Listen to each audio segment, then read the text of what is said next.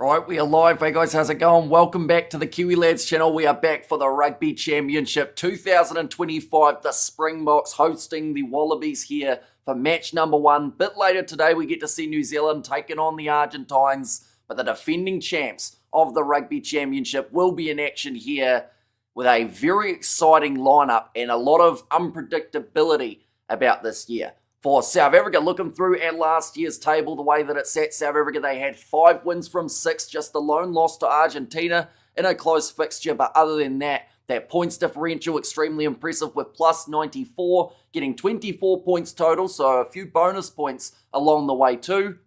But throughout this build-up of this contest, we'll be looking through at the lineups, we'll be looking at those key players, a few stats from last year, and then before we know it, this match at Ellis Park will be getting underway. As you can see, the Aussies not having their best rugby championship last season, 106 as their points differential in the negative, and then just having that one win that was up against the Argentines before getting beaten by Argentina by 40 the week after. So people are wanting to see that consistency from the Australians. Whether or not that happens here, though, will of course. So no, looking through at the starting lineup for South Africa, it is looking as strong as ever with the front row being Auchenshare alongside Malcolm Marx and Wilco Low. Now, Marx didn't get a huge amount of starting minutes in last year's Rugby Championship, but when he did, he certainly brought the impact. We've got a few stats about that man a little bit later on, but Auchenshare alongside Wilco Low, that will be some dominance you would think at scrum time, even though I showed you that table, how well South Africa did last year. In the scheme of the competition, they actually had the worst scrum percentage of any side throughout the competition. Eben Etzebeth alongside Lutiacha, those two will certainly boost up the lineouts of the Springboks here. Marco van Staden gets the chance at 6. Peter Steptoe at number 7, who is always one of the top performers for the Springbok side. And Sia Kolisi gets the chance to not just be captain here, but also slot in as the number 8. Ideally, they would have liked to have Jasper Vesa, but he is still suspended from the July International, so it does bring the opportunity to Kolisi. He does play there for the Sharks, so maybe he'll go well there at international level. Grant Williams and Mani Libok, a dangerous attacking 9-10 combination here for South Africa. Andre Estes slots in at 12 with Jesse Krill as the number 13. He was one of the mainstay players for last year's Rugby Championship, having a ton of minutes and a ton of clean breaks for the South Africans in the games as well. Kurtley Arendse out on the left wing. He did score the double in the first contest up against Australia last year. Edwald van der Merwe gets the chance on the right, and Apalele Fasi slotting in as the number 15. But that is the starting lineup for the South Africans. We will quickly look through at the chat and then look through at the Australians too. We have got there, the shirt and tie, nice, very fancy. Says Novmum, I decided since it's a big match, we better get the suit out or else I would get yelled at very often, I would think. We have got there, it's not often I support the Wallabies, so come on the box. Says Studs Rays, and also we have got there, and there he is, Hamish High. Says Michelle, welcome in, hope you're doing extremely well. Mr. Smart, Hamish High from Durban, go the Bok. Says Brian, and hi Hamish High all. Says a wild lobster there too, but quickly looking through at this Australian starting lineup. James Slipper, he has got a abundance of experience in the front row, sitting on 146 caps. This will be 147, so by the end of the Rugby Championship, that man can bring up his 150. Billy Pollard gets the chance at 2. I'll be honest, for the Australians, I do think their hooker is where there will be a massive difference between their lineup and the South Africans. When you've got Malcolm Marx in the starting side for the Springboks, it is always going to be challenging to be able to match him. Now, Billy Pollard, he is a great player, but Malcolm Marx is normally next level. That's where it gets tricky. For the Australians, Taniela Tupou, Tongan Thor, he will be slotting in as the number 3. So a lot of physicality coming from that tight head roll. But the thing is, when you think about the head-to-head, it is Auchenshare up against Taniela Tupou. It's not too often we get to see that, but it's going to be juggernauts going head-to-head for the opening scrums. Nick Frost, he was one of the main tacklers for the Australians last year in the Rugby Championship. He will be at number 4 with the big man Will Skelton slotting in at number 5 when talking about head-to-head type of appearances for these two sides. Eben Etzebeth versus Will Skelton. It's one that everyone wants to see. I don't believe we got to experience it last year, but this year we do. It's going to be insane when those two go face-to-face. Tom Hooper at number 6, Fraser McRae at number 7, and Harry Wilson will slot in as number 8. Now, Harry Wilson did lead a lot of statistics last year for the Australians, including tackles made, and was right up there for carries as well, so he's a busy player. He will be the captain for them in this contest. Tom Hooper comes in at 6 due to the injury of Rob Valentini, a player who many felt like Australia really did need heading into this game. Nick White and James O'Connor, one of the more experienced 19 combos the Aussies have put on the field in quite some time. McDermott, he'll be making his way off the bench rather than in the starting lineup. He seems to never quite get those starting minutes at the moment for the Australians, but James O'Connor, he comes in for the concussed Tom Liner, so a big chance there for him. As the number 10, Leonard Cattell, another man who had some pretty decent stats throughout the 2024 Rugby Championship. Joseph Suaalii will be there at 13. Dylan Peach out on the left wing. Max Jorgensen out on the other two young, exciting wingers for the Australians. And Tom Wright there as the number 15. We have got their South Africans, says Shu World, and also we have got the Kiwi Lads. You missed one fantastic game between my Cheetahs and the Western Province. Was closer, as the scoreline showed, with the Cheetahs going down to 13 players at the end. And I did see the 1 point difference between the Pumas and the Lions, which definitely would be up there for one of the matches of the weekend too. We have got there some great games in the NPC. Definitely worth watching if you get the chance, says Studs Race. And also we have got there, why doesn't George Gregan age at all? To be fair, he still looks like he did about 20 years ago. George Gregan, Brian Abana, he's a little bit the same, you know. Those two still look like they could go out on the field, probably do pretty decently. We have got there, hi Hamish, looking smart, can't wait for the championship to start. I'll follow all your commentary coverage, go the Bok, says Sandra, and we are going to be here for every single match. This one, of course, included, and then New Zealand versus Argentina just a little bit later on in the day, kicking off in around 7 hours' time. That one will be certainly one. Keep an eye out for. We have got there the Manawatu versus Southland game was literally a game of two halves. Manawatu was leaving 22-0 at half-time, and Southland came back in the second half to win 29-22. Yeah, Southland did very well in front of that home crowd to be able to come back from that 22 deficit. They seem to just, I guess, wake up for that second half. Second half of this game, of course, going to be very intriguing. That 6-2 split off the bench for the Australians. Brendan Payanga-Mosa slotting in at 16. Angus Bell and Zane Ungor will make up the rest of the front row replacements. Jeremy Williams, Langy Gleeson, and Nick Champion to Chris Pigney will be there at 21. So it is not too often we see the Australians go to that 6-2 split, but it does mean they don't have, I guess you could say, a fly half cover, although McDermott can really slot in as a number 10 if needed. He can also play out on the wing, but they do have wing cover, and Andrew Callaway, who can also play fullback. So I think they're in good hands here. And some were expecting maybe a late change from Rassie Erasmus, but instead it has been a change due to injury in the front row. No Jan Hendrik Wessels in that number 17 jersey. Instead, it will be Boan Fenter who does get that chance. Bongi Manumbi keeps a spot at 16, and Klaba Kanye will be there as the number 18. Franco Mostert alongside Quaka Smith. He can play pretty much anywhere that you need him to. He could slot in as a back if you really wanted him to. Quaka Smith got insane versatility and some brilliant work in those breakdowns. Cobus Reiner, Kanan Moody, and Damian Valimza for that 10 and 15 cover. Moody, of course, offers you the centres and the wing. So once again, it's pretty even, I would say, in terms of the versatility off the bench for these two sides. But the big concern for some South Africans was the lack of Andre Pollard involved in this contest. He will not be there. No Cheslin Colby either, or Damien Dialendi in this matchup.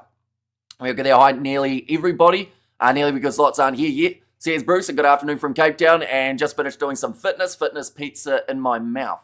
Says Shoe World there. And hello, Kiwi Lads, says Karatiane, welcome in. Hope you're doing extremely well. It's a bit cloudy here. Says Albert. And who are your fantasy picks? I don't actually do fantasy because, as you guys know, I'm absolutely terrible at predictions. So all it would tell me is I'm terrible at predictions. So I don't really do it.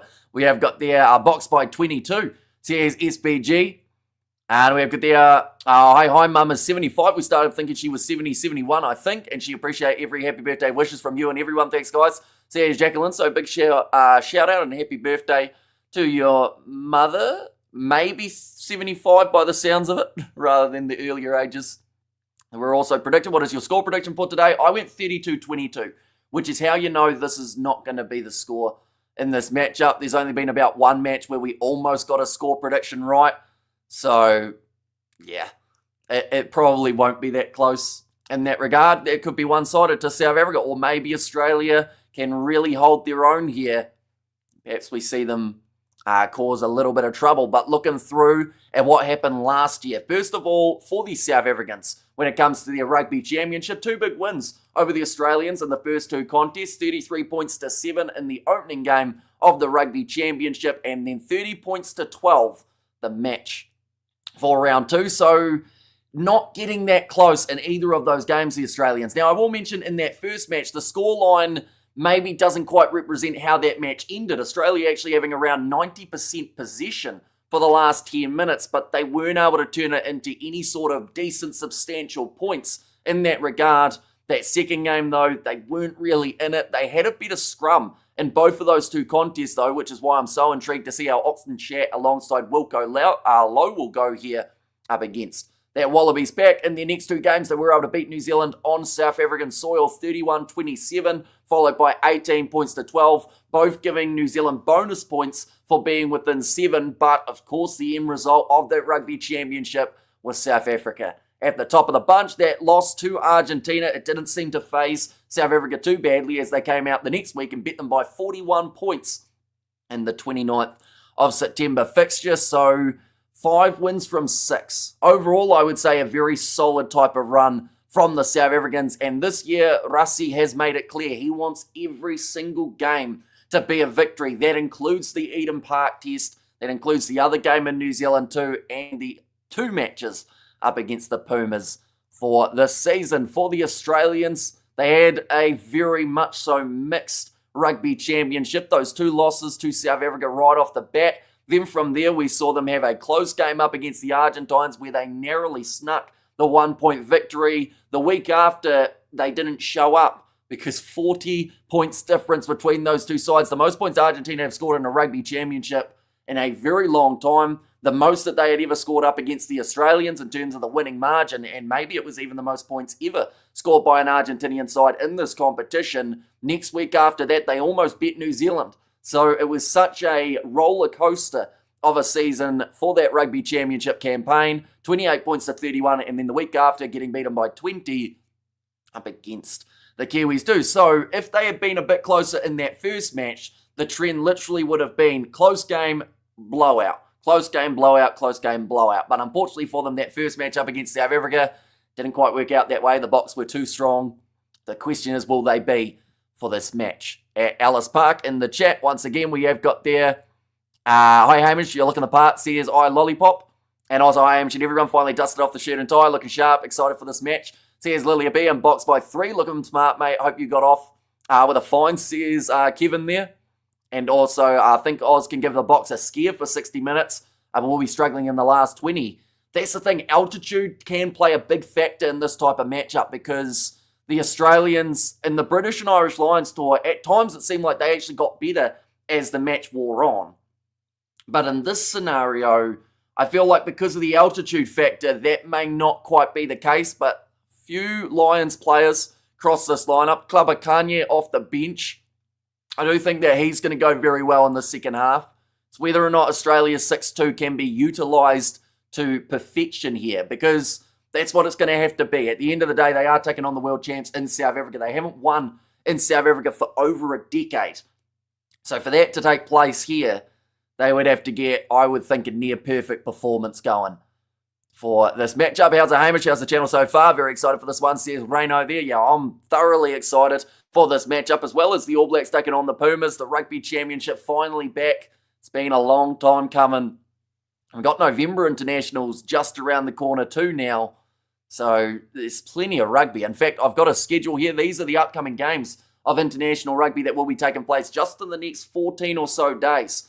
So the Pacific Nations Cup, it will be getting underway. Canada taking on the US, Tonga versus Samoa too. I hate the fact that those 2 games overlap. I'll be honest with you, it makes no sense. I would think if you were trying to fully promote that competition, they could have just gone an hour earlier or later for one of those 2 games. But they will be overlapping 2 matches to keep an eye out for next weekend. South Africa, they will have their rematch up against the Australians. They will either be looking to make it 2 from 2 on home soil or be looking for redemption if Australia can cause the upset here. Argentina versus New Zealand, that is the same. The Argentines, they didn't have a successful July internationals in Argentina up against the English, but perhaps that could all change for this Rugby Championship comp. Fiji versus Tonga, also taking place the weekend after, and Japan versus Canada. For anyone who doesn't know the Rugby Championship, the schedule that it has, in fact, we'll put that pop-up up too. It is 2 weeks in a row that you do play the same opposition. Then from there, you have a week off where you do go back to travelling and getting all organised, and then 2 more weeks of playing, 1 week off, and then the last 2 weeks, and they will be the ones to keep an eye out for. New Zealand, that is where the Bledisloe is on the line for them. Argentina and South Africa, that is where points are crucial for this overall Rugby Championship outcome. So it's just very hard to tell what the table will be looking like at that point, but the good news is, over the next 5 or so weeks, we will then know exactly where we are sitting. We have got there. Our Box have been in camp outside Johannesburg for 3 weeks. Says Albert, and also we've got the evening. Hamish, looking smart, my friend. Enjoy the game. Says Josh, same to you. And Hamish, you clean up nice, looking sharp. Says Carlin, thank you very much. Greatly appreciated you being here for this matchup. And happy birthday, Jacqueline's mum. Says SVG. And the Women's World Cup next week. That is true. The Women's World Cup starting up in the very near future. They are just showing the 50 years of super sport. They are showing one man there, Drakus du Plessis, defending his middleweight title tomorrow up against Hamzat Chimaev. That will be one that I'm sure a lot of South Africans are keeping an eye on as well. Afternoon, Hamish, you're looking absolutely stylish in your suit and tie, says Roof. And the Wallabies beat the Lions in a dead rubber, and the Lions were beaten by a weakened Pumas, says SBG. All I will say, though, is underestimate this Wallaby side at your own apparel, because the thing is, right, Australia, as we saw last year in the Rugby Championship, they went from getting slaughtered to winning games. You know, it's just a weird thing that happens with this Australian team. It's the same sort of reputation at times that the Pumas have for that inconsistency. But, like, that's the thing. South Africa, heading into this match, Rassie Erasmus has made it very clear the South Africans are not underestimating this Australian team, even if some of the supporters are. He has said we have to be playing our best rugby because they are the sort of side that can sneak in, cause an upset. Evening all, first half will be close, says Hanoi. Yeah, I do think it's going to be a slower start maybe for this match, and then as soon as one try scored, she's just all on for young and old. Hamish might as well say it, Box by 10, says Reino. Well, to be fair, that was my prediction from my preview, 32 points to 22. It's what I'm going to be going with in this game. And we have good there. Good to be here for these 2 games. Cheers, Hamish. So yeah, sign it is greatly appreciated you all tuning in so early. We've still got another around 50 minutes until the kickoff of this contest, but it is going to absolutely fly by. We haven't even brushed upon the statistics from last year's Rugby Championship, in which we have got pages and pages. I've made it all colour coordinated too. I was spending far too much time on it, I would say, but we'll get into that in a short moment. We have got hello, Hamish. Thank goodness your commentary is a lifesaver for our ears. Says Doc, and how long to kick off? About 50 minutes, Joe, so it will fly by. But yeah, kickoff is 5:10 p.m. for you guys in South Africa, 3:10 a.m. for us here in New Zealand. So she's a pretty early start, but we're going to be going right throughout, as well as New Zealand versus Argentina. But for anyone who doesn't know the competition format of the Rugby Championship, this is something that I feel is slightly relevant to talk about, because the bonus points, they're a little bit trickier than some competitions. Normally you would see 4 tries leading to an extra point for a either leading side at the end of the game or the losing side. They would still get that bonus point for 4 tries. In the Rugby Championship, it is a whole different ball game. You get 1 bonus point if you score 3 tries or more than your opposition. So what that means is if one side scored 10 tries and the other scored 8, the team who scored 10 wouldn't get a bonus point. But if it was 10-7 as the try count, they would. So it's a little bit more confusing than some of the other formats, but I believe the reasoning behind it, rather than just 4 tries for anyone to get the bonus point, is so that if you have a dominating win, that is where the bonus point comes from. The losing side, it cannot all be doom and gloom though. If they are within the 7 points, they will also receive a bonus point of their own, but 4 points for the draw, 4 points for the win, 2 points for the draw, And then, of course, the 0 if you are not within 7 and if you didn't score 3 or more tries. But jumping into what we will look at next is actually what has happened already for the South Africans this season. They have had 4 games as of this date here. Barbarians in the first match, 54 points to 7. A pretty one-sided game. I don't believe many expected anything else. Don't get me wrong, it was a decent-looking Barbars team, but they had only been together for a very brief amount of time, and the South Africans dominated in terms of that set piece, something that I believe if they can get right in this game and throughout this whole Rugby Championship will make them a very dangerous side. They were able to beat the Italians in both matches, 2 very different type of games. 42 points to 24 in the first and then 45-0 in that second matchup too. And then the game up against the Georgians, 55 points to 10. So South Africa, from all of their games that they have played so far, they have scored almost 200 points from 4 fixtures. So what that will tell you, and a little bit similar to what we see from the Rugby Championship 2024 stats, the South African side have been scoring a lot of points as of late, and will definitely be one to watch out for. And in this competition, for the Australians, they had that close game up against the Fijians, 21 points to 18 in the end was the score there. 27 points to 19 in the first match up against the British and Irish Lions. The second game, it was full of controversy in that matchup, but 29 points to 26, the score at the end, and then 22 points to 12 in a strange kind of contest where we saw a lightning delay, something that doesn't happen too often, but it has happened in the URC for a South African derby. We did cover that one on the channel. About 90 minutes we were delayed for that matchup, that one for the Australians and the Lions, only having the delay of about 40 minutes. In the chat as well, we have got there, are you sure the Wallabies are ready to keep the Boks from racking up a record score? Says Reno. Well, it's very hard to tell, isn't it? Because, you know, heading into this contest, like I said, South Africa have got themselves almost 200 points this year already, and they've only played the 4 games. Australia have not had a game that has been separated by more than 10 points as of yet. So that either means, if we're basing it off what we've seen so far this season, we're going to see about a 45-35 type of game between these two teams, or it could be completely different. The Rugby Championship, it's a whole different beast than those July internationals. You could argue that South Africa weren't tested as hard as they maybe would have liked to be, but in this contest, like Russie has said, they are going to be more than focused here. They've gone with the strong lineup too. We have got there, Hamish with his best Sunday clothes on for this one, says randomly factual. And also, is that a check shirt you're wearing? A check shirt. I mean, it's got little crosses on it, I think, with little dots in the middle. I thought they were flowers, to be fair, when I saw them from the distance. We have got there where you cover the DDP fight later on. Do you know what time the fight will be on Ireland time? In terms of the time for Ireland, I think that fight will be at about 6 p.m. Irish time, or in fact, 6 a.m. Irish time. But sadly won't be covering it. I originally wanted to, but then I also have since learnt that we've got my granddad's birthday kind of late lunch, early dinner type of situation, so I will be going to that instead of doing the fight. I will watch the replay as soon as I get home. Where's George watching the game? I don't think he'll be watching this one, to be honest, or he'll probably watch a replay, but he won't be getting up at 3 a.m. because he does have to go farming tomorrow.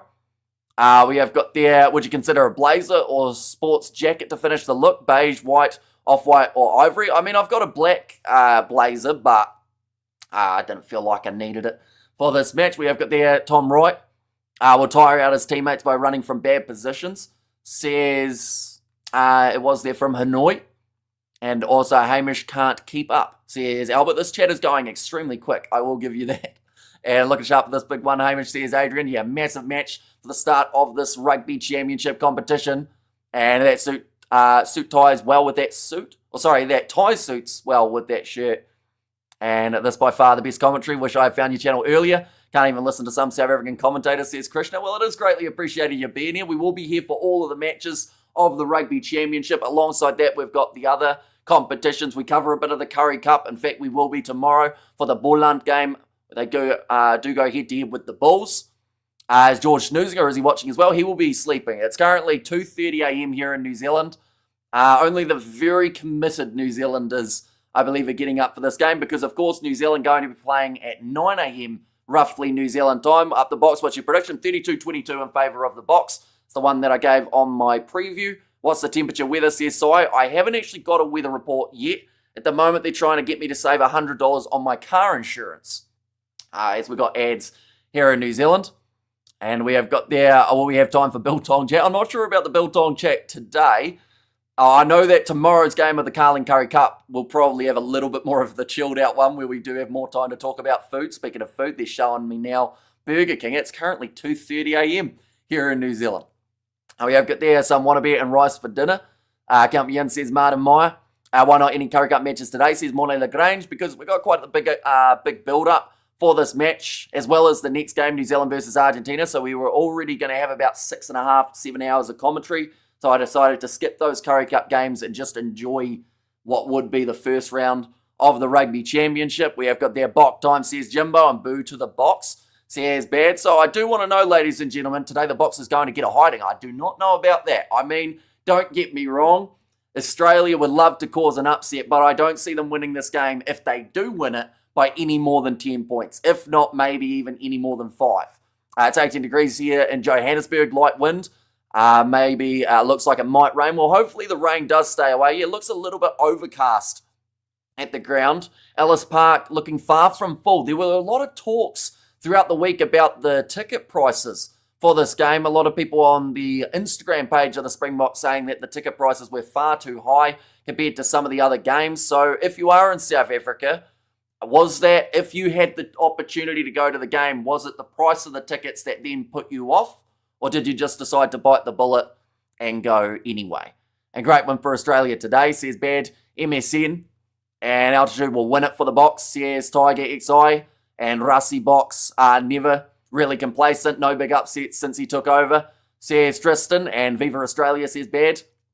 And also, do you have a fantasy league to join? I don't actually do any of the fantasy prediction stuff, mainly because I absolutely suck at it. Which you would think by now, after doing about 2,000 live matches, would get the hang of it, but nah. I'm still as bad at predicting games as I was the very first day that we started this channel. I'm Kiwi, up for this one, love watching as a neutral, 2:30 a.m. beer, CSI, do the Wallaby dance. I don't know what the Wallaby dance is, other than I guess hopping somewhere. We have got there, no disrespect to the Australians, the scoreline is not going to be close. And also Hamish, you should know by now that everyone only starts going into the stadium right before game starts, because too much going on outside the stadium, says Albert. I should know that, but also I did learn from looking at the kind of tickets and whatnot that there were still quite a few empty seats available, even just before starting the stream. We have got there always as you sorted for Lilia B and South Africa. I say they are the best at the moment. They've been in some very good form. Like I mentioned, throughout their last 4 games, almost 200 points on the board. But now we're going to be looking through at the recent Rugby Championship 2024 competition. A few of the statistics to do with that comp, and South Africa, they were actually leading a lot of them throughout last season. In terms of the tries for last year, we saw 24 tries in total from South Africa from just those 6 games.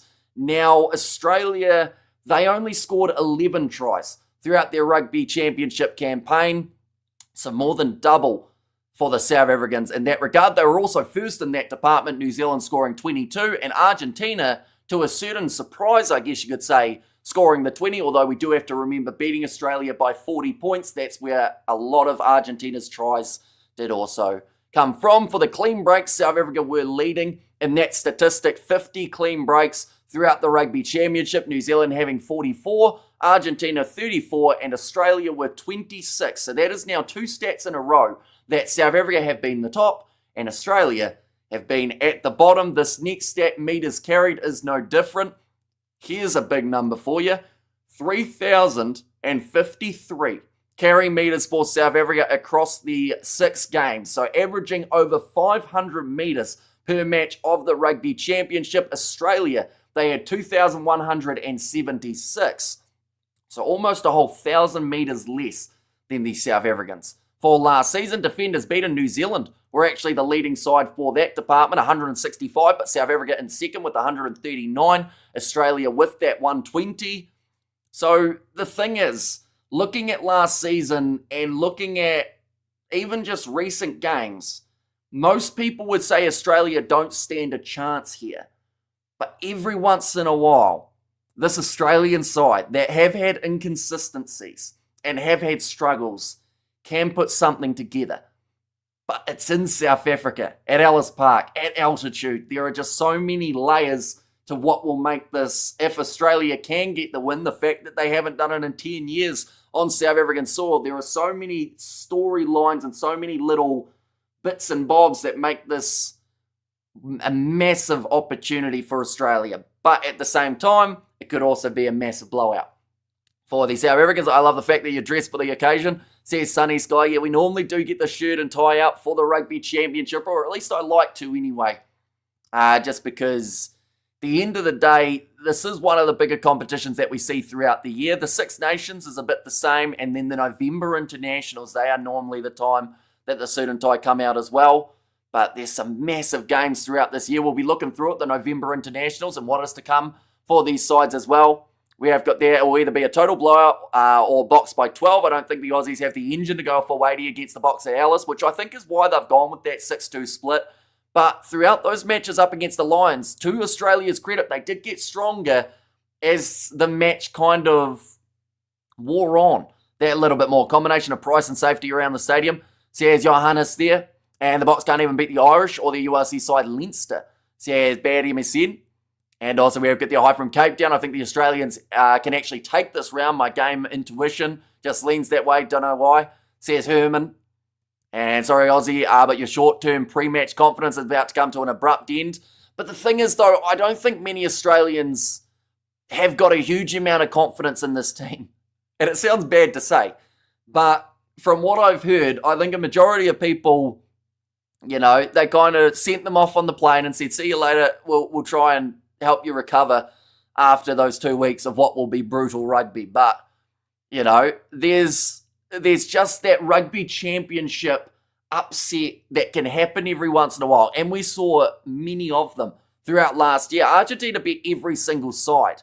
Yet some people before the comp was more than likely picking them to get dead last. They try and hard Hamish, but there's no way you can build a hype other than being a close game. Says Big Rig Joe. I disagree. I think that if they can somehow stay in the fight early physically for the Australians, having Will Skelton will make a huge difference, I believe, for the Aussies too, although I don't think Eben Etzebeth will be too happy with Will Skelton and his antics throughout this 80 minutes. We have got their Batman cannot spell. Says Michelle, and I don't think the Australians will last the 80 minutes at altitude. Says Mornay. And also, apart from winning a World Cup, playing at Ellis Park and getting a win would be right up there. Says Sai. And how old is your granddad going to be? Birthday wishes to him, says Joe. So he is turning 85. So yeah, we are going to be going out for that kind of early dinner, which is pretty much at the same time that Vrekas du Plessis will be fighting Hamzat Chimaev. But yeah, we're going to go out for dinner and then be back for that Curry Cup game, taking place at 1 a.m. New Zealand time the next morning. So be sure to check that out. We have got that South Africa should win by at least 15. This is international rugby. Anything can happen, and the Box sometimes have a tendency to throw it away against the Wallabies. Says Marius. And your prediction for this match, Hamish, in my preview, I did go 32 points to 22 in favour of the Springboks. Now, some people said that I was an idiot, and that's just on a daily basis, but also because I did predict it to be so close with just the 10 points difference. I just, it's South Africa gel from the get-go. Aussie don't have a lot of chance here. But if it takes them a bit longer to build into this game, we've got to remember there were times in that match up against the Georgians. The end score, of course, is very hard to judge it by because, you see 55-10 and you think, oh, well, dominant from start to finish. But Georgia at times did show if you can match the physicality of the Box, and if South Africa make a few handling errors like they did throughout that game, if Australia can try and capitalise on it that little bit more than the Georgians did, perhaps that gives them half a chance. I honestly think, and this is a bold statement, we've probably seen South Africa, even though they've scored those 200 points throughout their first 4 games, they've probably dropped the ball more this season than most people kind of expected. There have been a lot of handling errors from the South African side. Now, will it cost them in this game? Probably not. They should be fine. But there's also that factor of, Australia's scrum last year. I've got the statistics here. Their scrum percentage throughout last season was 87%. for the Rugby Championship. South Africa's was down at 79%, one of the lower numbers that we've seen from a South African scrum. Now, different names here in terms of Wilco Low as well as Oxen Share, rather than having someone like a Thomas de Toy, or we did see Jan-Hendrik Wessels last year get a chance, but of course ruled out late due to injury. Toughest part about being a Box fan is seeing other overconfident Box fans, says TRJ. And also maybe the Joe Schmidt touch. Maybe Joe Schmidt can try and create something magical here for this Australian side. Discipline as well, something to talk about from last year. Because South Africa had 7 yellow cards. They were tied for the most yellows alongside New Zealand and got themselves their fair few. But Australia only having 3 yellow cards throughout last year's Rugby Championship. Maybe that was because of a lack of the ball. And also just not really fully getting into the games. They did get beaten a lot when it came to runs around them, although their tackle percentage wasn't absolutely terrible last season. They were tackling at 85.9%. South Africa actually tackling at 83.9%. We have got there, where were you with the Cheetahs game, says Juan Smith. We were getting prepped for this live stream. I've been going through stats for the past about 3 hours for this matchup, as well as the New Zealand versus South Africa one. And we have got there, hi, I'm just watching from Fishhook in Cape Town, says Diana. It is greatly appreciated you being there for this matchup. If Box commit errors, Oz has the talent. That said 25-17 to the Box, says Studs Rays. And then, of course, you look at this game and you wonder, how big of a start do South Africa want? Ideally, Rassie Erasmus will be going for that bonus point. Scoring 3 or more tries than your opposition. That can be quite tricky to do in a comp like the Rugby Championship. We only saw it happen a few times last season, besides getting the bonuses. Well, the Cheetahs won. They certainly did. Won by 7 in that contest. I was watching it in a little screen alongside my statistics collection. We got there 38 points to 21 in favour of the Box for Stephen there. And also, do you rehearse player name pronunciations? Not a huge amount. I used to, but then I learned that the best way to do it is if I get the names wrong, I'm normally very quickly corrected, and then from there kind of correct those little things. But you can spend a long time trying to get those names right, but depending on who's told you how to say them, it kind of can sometimes set you up for failure. But, yeah, a lot of these names, because of how often we've been covering these games, they just roll off the tongue. Eben Etzebeth and Sia Khaleesi warming up before the game. 2 men who will have a pivotal role to play in the South African 4-pack. If the Springboks lose either of the Australia Test, Rugby Championship will be won by New Zealand, says Tristan. And yeah, that adds a little bit of extra pressure, doesn't it? Same can be said about New Zealand. If they lose either of their games to Argentina, it opens up the door for back-to-back for this South African side. Agree, if the Box click the way they should, I could take it by 22. And good to see you shave for this game, says Stefan. Well, the thing is, we did have a forfeit on the line, and that was if the Sharks got themselves their first win of the Carling Curry Cup yesterday, we were going to just leave the mustache. But they did lose again. So instead, we've gone with just the slightly more clean shaven. We have got there Van der Merwe for the first try. Honestly, Edward Van der Merwe, he has well and truly earned his spot in the Springboks lineup. And of course, Jeslyn Colby has got that bit of an injury that he is dealing with. But the way that man can see a gap and just go for it, also his high ball is very underrated. The way that he can win it up against guys who have about 30 centimetres of height over him is thoroughly impressive.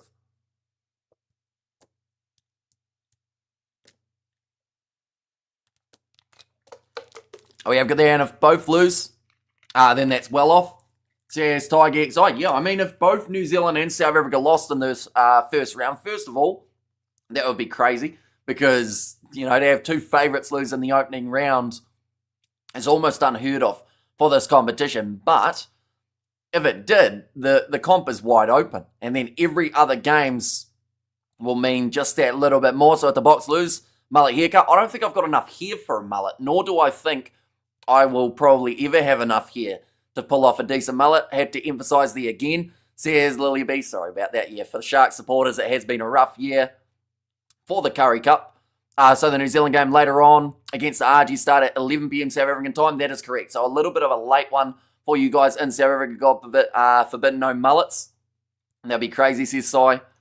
And there as well. But what we will do now, ladies and gents, is we will look at what is to come for these two sides November is just around the corner. Now, I will mention South Africa also do have a game up against, I believe, the Japanese that will be taking place, but at this stage it isn't actually on this little picture here. France versus South Africa, that is in around 83 days now. 9:10 a.m. start for us here in New Zealand, which does mean that it will be an 11:10, or in fact probably 10:10 kickoff for you guys in South Africa. They are then playing the Italians. They've got a game up against Ireland. That one will be must-see, as it always is when those two sides go head-to-head. Definitely with how close it was last year throughout the July internationals, and then the game up against Wales. Now, it's about 100 days, and Wales have got this amount of time now to try and work out how to play like Wales used to.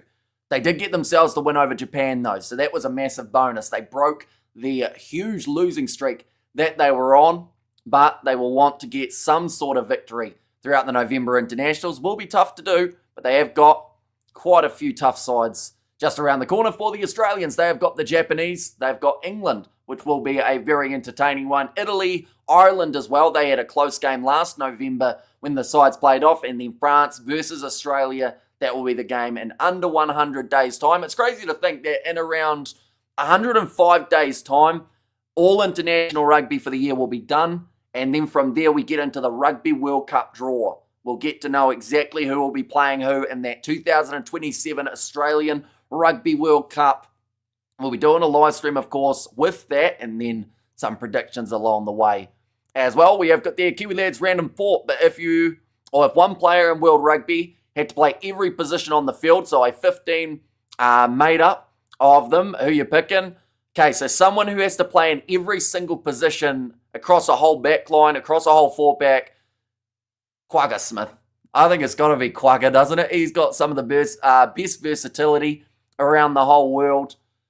I feel like a couple of those other sevens guys, though, probably wouldn't do too badly in that department, but I will go with Quagga Smith, and he is playing in this game, and perhaps he could end up playing a few different spots. Another guy that you could almost argue is Andre Esterhuizen. We've seen him packing down on the flank. He's got the size that he could actually go all right as a prop if he really needed to.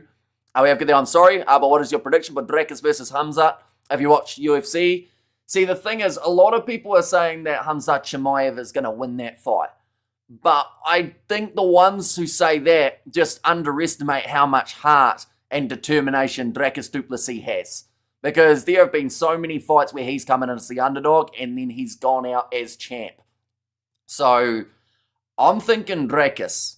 But I don't think the fight's going to be as stock standard as some are anticipating. You know, some think it's just going to be Hamzat shooting a couple shots and then Drakus trying to defend them and then eventually wearing him down and then going to a decision. I think that more than likely, you know, that kind of third, fourth, fifth round, that's where we'll see Drakus really find his feet. But he has to survive the early onslaught from Chimaev, because if he can't do that, he will be in a bit of trouble. Like, at the end of the day, Chimaev is a beast.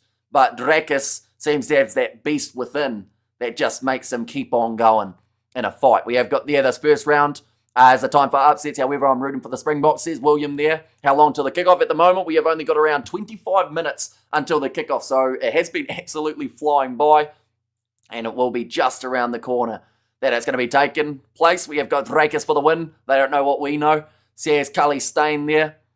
And we have got the listening in Wales, 3:40 p.m, says Jeff. Can I watch the rugby live from here? Sadly, due to the licensing, any match footage or audio gets you taken straight off YouTube. I know that it's available on Supersport as well as Sky Sport here in New Zealand. I wish it was on SABC for free in South Africa, as I feel like that would definitely give a lot more people the opportunity to watch it. Imagine a whole team of 15 Sebastian Chabals running at you, says Big Rig there. And also we have got there Pete Dane Coles as an option. I have a problem. I live in South Africa and my next door neighbour is a New Zealand supporter. Can we have an intervention for him as a loving box supporting group? Says Stefan there. I think we actually, from the channel anyway, we've seen a lot of people who go for both South Africa and New Zealand. So they are always in a tough predicament when the sides are going head to head.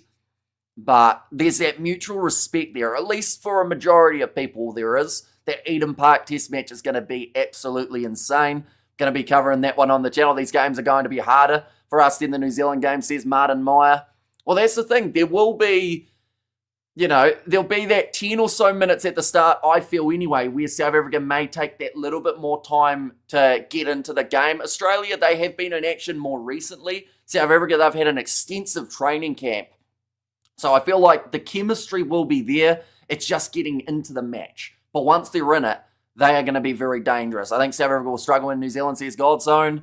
See, it's very hard to tell, isn't it? Because for me personally, when you look throughout the South African side and the depth that Rassie Erasmus has been able to create over the last 2 years, I get quite concerned about that Eden Park test match for the Kiwis because, New Zealand have, at the moment, I would argue, nowhere near as much experience for their depth. You've got the guys who, if someone gets injured, coming in, you've got like 5 caps to his name. Whereas for South Africa, they've built up these guys who have got around that 10 caps, maybe a little bit more. Munster ladies bashing Leinster. Munster might have something to cheer about after all, says Jimbo. And as a neutral, South Africa versus New Zealand feels like the biggest game in rugby. And also, what's your today's prediction for Pumas versus All Blacks? We did do our preview a little bit earlier on the channel, and I think I went 35-22 in favour of New Zealand. I think D-Mac should have been in the lineup instead of Scott Barrett. Wait, so you're playing D-Mac as a lock?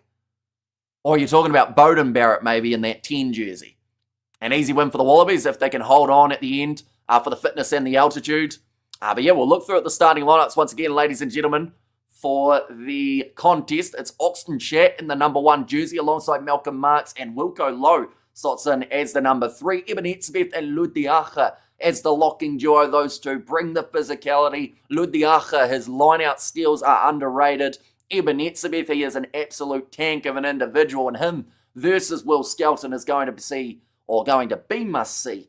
And at this matchup, Marco van Staden as the number 6. Alongside him in the loose forward trio, we see Peter Steph de Toy, who was the busiest Springbok in both games last year, up against Australia, having the most carries out of any South African player in Test Match 1 as well. As Test Match 2, Sia Khaleesi gets the chance at number 8. That is due to Jasper Wiese getting himself suspended. Evan Roos, he is not with the squad at the moment in terms of this Rugby Championship first naming. And then there is Elric Lowe, Cameron Hanekom, and also Jano Augustus, who all have suffered injuries throughout the season. We have got Grant Williams and Mani Libbok as that 9 and 10 combination. There are a few concerns about the kicking of Libbok, of course, but at the end of the day, that man is an extremely talented ball runner. He seems to be able to set up so many opportunities for the South African team. I mean, we look at last year and the fact that they were the leading try scorers out of anyone in the competition. That was somewhat down to Mani Libbok and his vision. And Grant Williams, he's just so quick. No one will catch him if he breaks through the line. So keep an eye out for those sniping runs. And the midfielder will be Andre Esterhuizen alongside Jesse Kriel in that number 13 jersey. He had so many minutes throughout last year's Rugby Championship, and he will look to do the same again here. Kurtley Arendse out on the left wing. Edwald van der Merwe, he will be out on the right, and Apalele Fasi slots in as the number 15 for this contest. For the Australians in their starting lineup, it will be James Slipper, Billy Pollard, and Taniela Tupou. Tongan Thor in that number 3 jersey. James Slipper brings the experience. Taniela Tupou brings the physicality. So we have to see how that combo goes. Nick Frost and Will Skelton as the locking duo. Skelton's been the talk of the town for this matchup, and it's pretty much down to just that pure size and strength of the man. Tom Hooper at number 6 with Fraser McWright and Harry Wilson, who was busy throughout last year's Rugby Championship. Nick White and James O'Connor, the experienced 19 combo. Lena Katau alongside Joseph Suali'i in the midfield. Dylan Peach, Max Jorgensen, and Tom Wright at number 15. But in terms of a few of the other stats from last year, we will be going through the individual achievements of certain players. It's raining, says Thomas there. Yeah, there is a little bit of rain. That changes things just a bit in this contest. I'd say if it keeps on raining, it might be a little bit lower scoring than we're expecting. Looking at Hamish says, Kip, appreciate you being here, mate. Greatly appreciated. Will you broadcast the full game here? Sadly, due to licensing, any match footage or audio would get us taken off YouTube, but we are going to be doing the play-by-play commentary, letting you know exactly what is happening out there on the field. Etzebeth has to start getting worse at some stage in his late career, maybe today. Well, the thing is, some would argue that Etzebeth throughout the last maybe 6 months or so, with his stints where he's come back from injury, he hasn't quite looked like himself.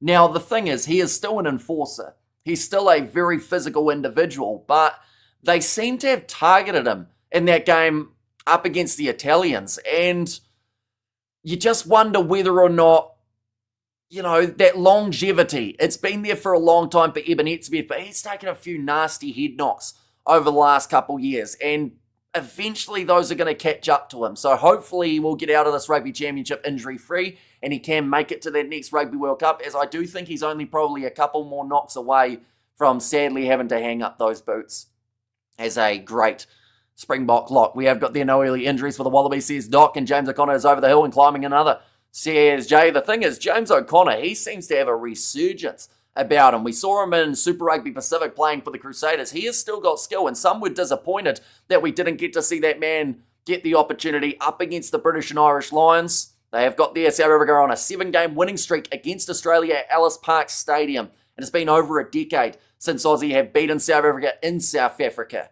We have got their South Africa 33, Australia 12. And hey, Hamish, great to see you again. Excited for this match, says Judy there.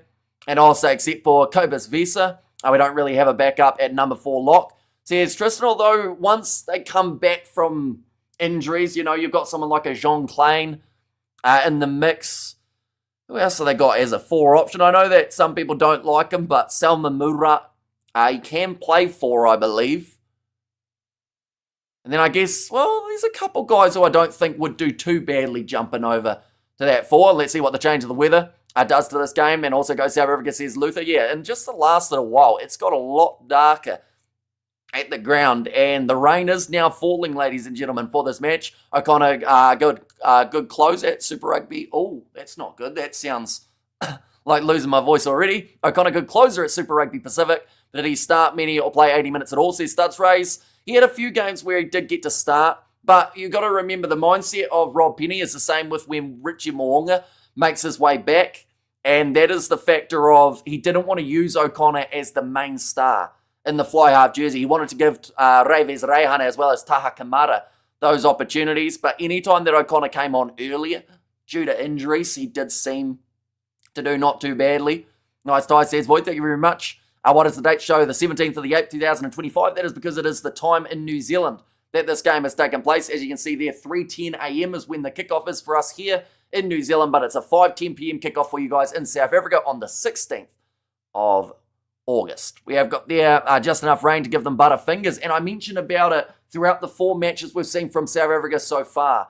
Couple times we've seen a few handling errors creeping into their game. Now, a lot of the matches that they've been playing, it hasn't really mattered that they've been dropping the ball because they've already had enough dominance and enough on the scoreboard that it didn't make a big difference.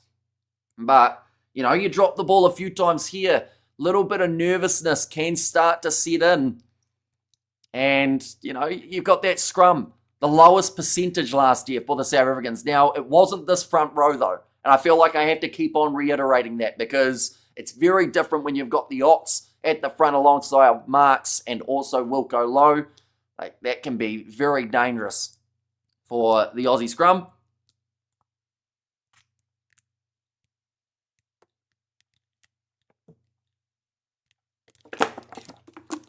I think at the moment they're just testing out the shot clock. Of course, they will have the 60 seconds to be able to line up the strikes. It was a little while ago that Australia learnt that the hard way. You shave your mustache, says Boyd. I did get slightly some of it off, but it's still slightly there. At the same time, 20 minutes to go until the kickoff, folks, says Doc, and Box will want a kicking game to take control. Yes, I don't know. I think that South Africa, as much as people think that they go to the kicking game, it was an interesting one to look through. Definitely in that World Cup, how they weren't actually in the top 2 sides when it comes to kicks made throughout a game. That was actually New Zealand and England. But South Africa, I would say in these rainy conditions, may opt for a couple more kicks. But at the same time, when you've got someone like a Grant Williams as your 9, I do think you're much better off getting him sniping around the breakdowns, causing problems, having Marnie Libok at 10-2. I think that they'll really try and control this game from there and get that running game of Andre Esterhuizen going as well as Krill. Give the referees and TMO a Bok jersey as an addition.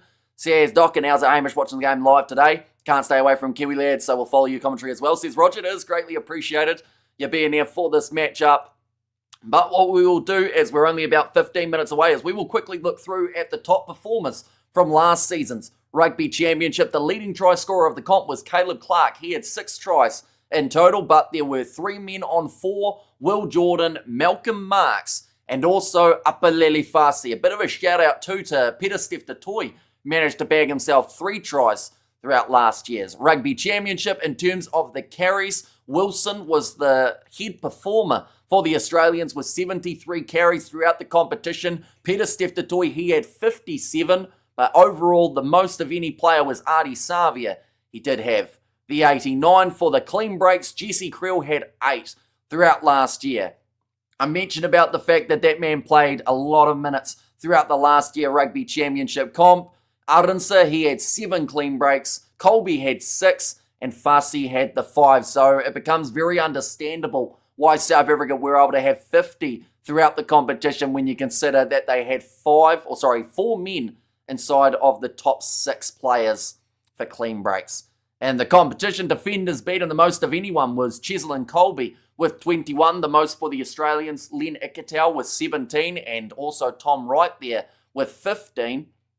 So I do think that we will see in those 1-on-1 defending scenarios, both of these two sides had the lowest tackle completion last year in the Rugby Championship, so perhaps there could be a few gaps that start to form, and that could be when we really get to see some tries. Creel had 261 carry metres last year. Fasi had 292, so running that ball nicely from the back. South Africa having minimal offloads throughout last year's competition, and tackles won. Wilson was top of the bunch. He did have 85. But the rain is starting to pour a little bit heavier by the sounds of it. You can actually hear it in a couple of the microphones, the pitter-patter of the raindrops. Hello again, Hamish, greetings from Cape Town, says Clinton. Welcome in. Hope you're doing extremely well. Hope you're excited. At the end of the day, we're only 15 minutes away from the start of the Rugby Championship. We're going to be covering All Blacks versus Argentina as well. Did any Pumas individuals get any of these top stats? They did, but I was keeping them for the next live stream because it's New Zealand versus Argentina. But there are a few Argentine names. Most offloads out of anyone was Juan Cruz Malia with 9. Mateo Carreras had 314 metres gained. That was actually second in the overall standings. Plus he had 17 defenders beaten, which was tied with an Australian and 2 New Zealanders. We saw quite a few tackles made by Argentina, as well as heavy carries from Pablo Matera. And then also a few of the other stats Argentina didn't do too badly in either. We have got there, are we going to see the national anthems being sung? Sadly, you won't get to see them here. But I do believe, if I'm not wrong, SuperSport actually do a pre-match show where they will be showing the national anthems and showing everything right up until kickoff.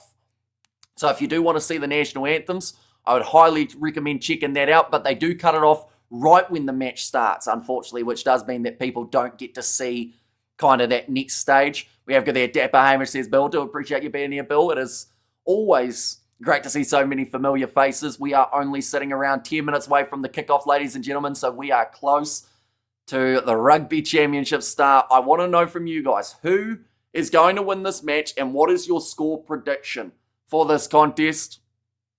The forecast said rain. Yeah, although a lot of people do just hope that the forecast is wrong. It often is. Sadly, not on the days that you want it to be, though. LFG, Aussie, says a doc there. And also Dap Amish. And also Springbok will get the win, 29 points to 15, says Darren. And also, hi, Hamish from Craig. Welcome in. Hope you're doing extremely well on my rugby weekend with your channel. And we've got plenty more coming. We have got that Curry Cup game taking place as well, just around the corner between Boland as well as the Bulls. That is tomorrow. But then in about, I believe it's 6 hours' time, we're going to be doing the game between Argentina and also New Zealand. So be sure, stick around for that. But the benches in this contest, we will look through once again. The 6-2 split for the Australians, going a little bit different from what we have seen them use at times throughout this year. But Zayn Ngor, he will be one of the replacement props. I mention his name because he will not be going head-to-head with Jan Hendrik Vessels. Instead, it will actually be Boan Venter, the late change for the South Africans in that jersey. There were rumours that Rassie may look at changing to a 6-2 split after seeing the Wallabies side, but never happened, and instead sticking with that same 5-3. Andrew Callaway will be one of the back replacements alongside Tate McDermott. The last thing Australia will want is an early injury across that back line. Langy Gleeson, Nick Champion to Chris Bigney, who was one of the busier men in that opening contest up against the British and Irish Lions. And then from there, Jeremy Williams and also Brandon Paenga-Mosa in that number 16 jersey for the South Africans. They've got Quagga Smith, Mr. Impact, as I like to call him, Franco Mostert for that versatility of either into the locks or in that loose forward trio. Klaba Kanye, a tank of an individual, and then Reinach, Moody, and Valimza there as the replacement 23. So overall, these two benches are stacked, which does bring a lot of excitement for the later stages of this game when they start to tie. Thank you very much, Bill, for your donation as well. You're the best, Hamish. Greatly appreciated you being here and for your generosity. A busy night, DDP versus Hamzat Chimaev. And we have got down, of course, the ABs. So here's God's Zone. And there too, and Hamish and rugby lovers, all our handsome are we today, all dressed up and nowhere to go, says Rhea. And also, good morning, Hamish. I'm looking forward to an epic encounter, says David. Yeah, I know a lot of people are extremely excited for this matchup, and the great news is we're only about 10 minutes away, in fact, less than that, before the two sides take to the field. I do want to know who you guys think will score the first try in this match too. Must admit that it's more comfortable at home, too old for the stadium crowd, says Dragon Girl. And that's the thing, sometimes the atmosphere, you know, like you look across the South African pubs and the restaurants when they have got a TV available to watch these games, you look at households that are full of people watching the contest too. Like rugby really does bring a lot of people together, and this chat is a perfect example too. We've got people from all around the world tuning in, but we're all here because we share the love for one thing, and that is rugby. And this game, I'm hoping, is going to be one of those matches that people can look back on and say, what a great start to the Rugby Championship. But yeah, I'm nervous. I'm excited too, though, because this game, it's going to be a good one. Physicality, going to be the forefront, front row, 147 caps for James Slipper for the Australians. And go Australia, says Sarah. And hey, Hamish, when you come into South Africa, I would like to go within the next kind of, I'd say, 3 years, somewhere around there. I would like to make my way to South Africa. Still a little way away, I would say, though. Not just geographically, but also financially wise. We have got their Springboks by 12. What do you think of my difference in score prediction? It's not too far off my prediction. I went Springboks by 10, 32 points to 22 was the prediction I gave on my preview of this contest. We have got there, somehow I think the rain will suit Aussie more. I actually agree with you. I do think that Australia, we've got a super sticker from Matthew as well. Thank you very much, mate. Greatly appreciated. And that is, of course, about your, I want to say your 10th in the last 2 months. So yeah, thank you very much for your generosity, Matthew. But yeah, I do think that Australia will enjoy these slightly wetter conditions. Their handling can be slightly tricky at times too. But at the same time, we're just going to see two sides go out there and what's that guy doing? Who is that? Oh, it's a dancer. I thought that it was one of the players practicing a backflip, and I was like, why is he doing that? But no, they're trying to hype up the crowd. One of the referees is also having a little bit of a dance. By the looks of it, we have got there Kurtley Arnason will get the first try, I think. Says Big Rig. And also we have got there, my neighbours have warned that I'm not being attacked. I love your commentary, says Penelope there. And also put my money on Marnie today, says Samuel. Yeah, big opportunity for Marnie Libok in that number 10 jersey. People have criticised that man heavily throughout the last few years, but I just feel like at this point in time, there's something special brewing for Marnie Libok. With the fact that there is no Sasha Feinberg Ngume Zulu for this matchup, and also no Andre Pollard, it means all of the pressure in that 10 jersey is on Marnie Libok. Yes, you could argue that because they've got Damian Valimza, there's some sort of cover there.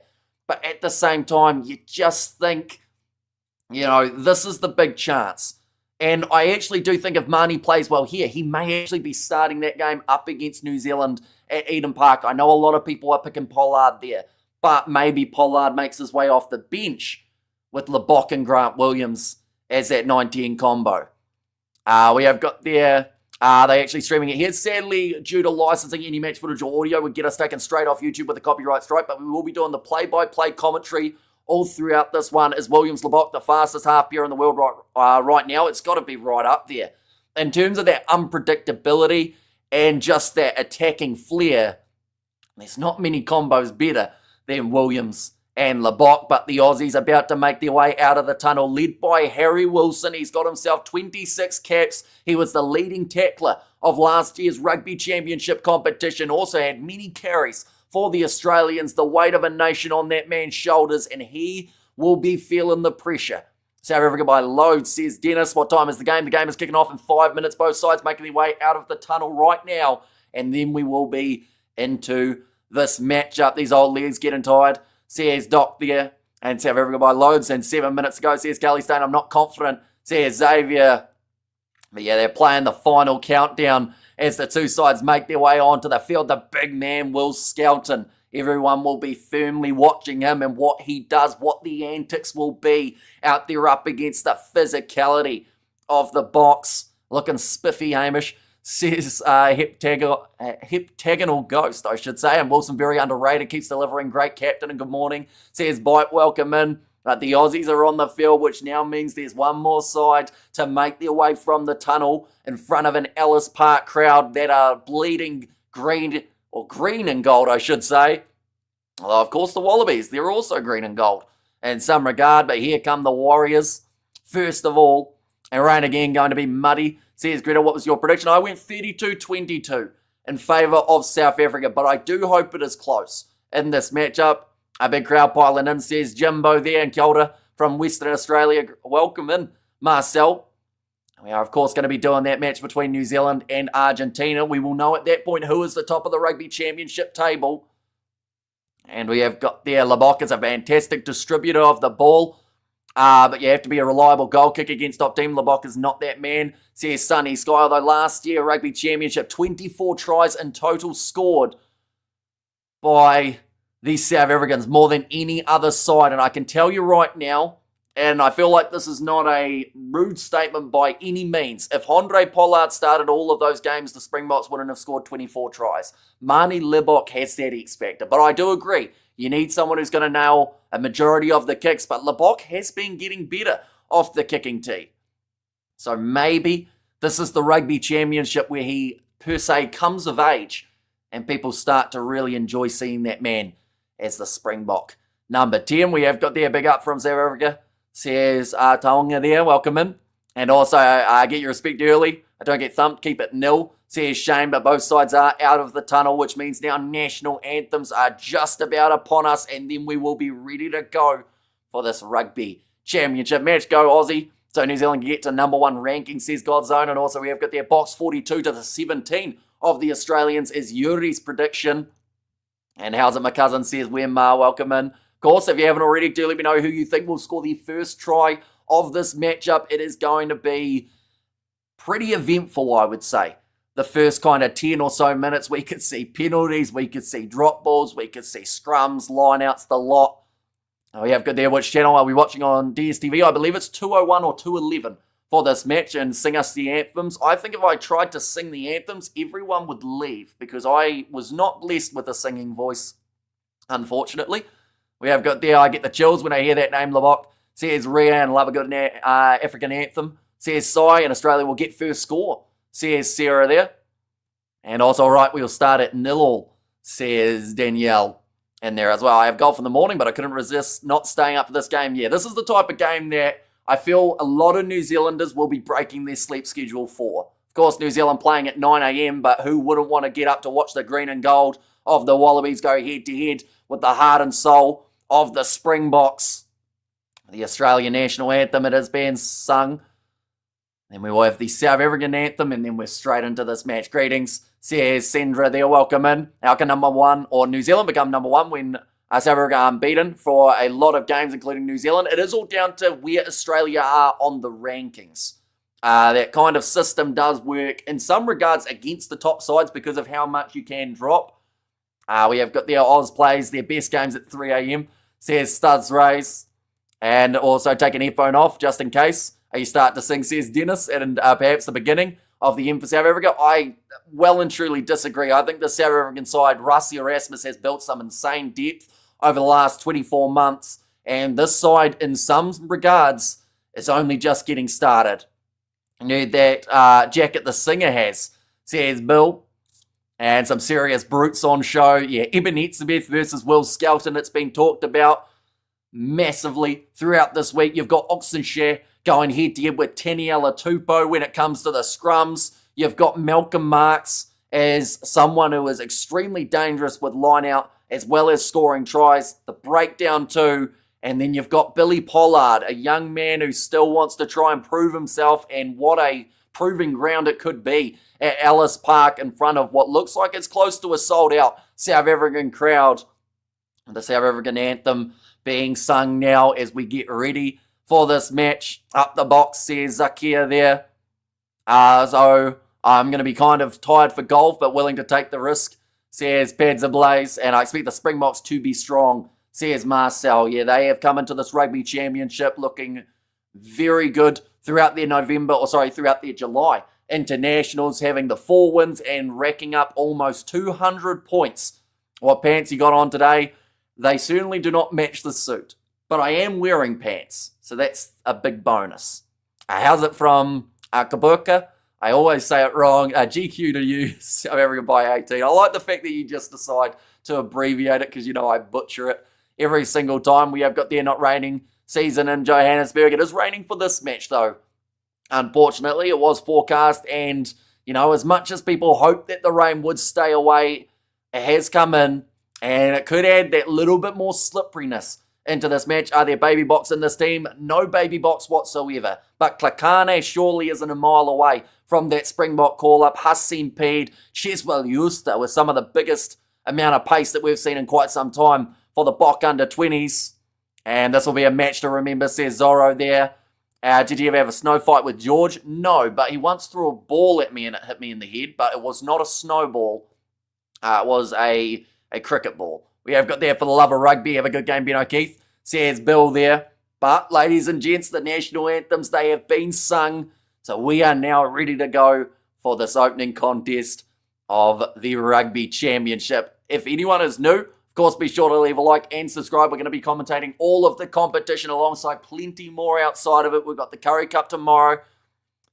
We'll see how this one goes. Where are you, says Marcel? I am in New Zealand. Even though the background is Ellis Park, I'm not actually sitting there in front of the ground. Ben O'Keefe in charge of this game, James Dolman, and also Nyeki as the 2 assistant referees. Do you know the refers? It is Ben O'Keefe of New Zealand. South Africa versus Australia, cricket and rugby hits hard, says Void. And speaking of hitting hard, of course, Drakus du Plessis in action for the UFC later on up against Hamza Chimaev.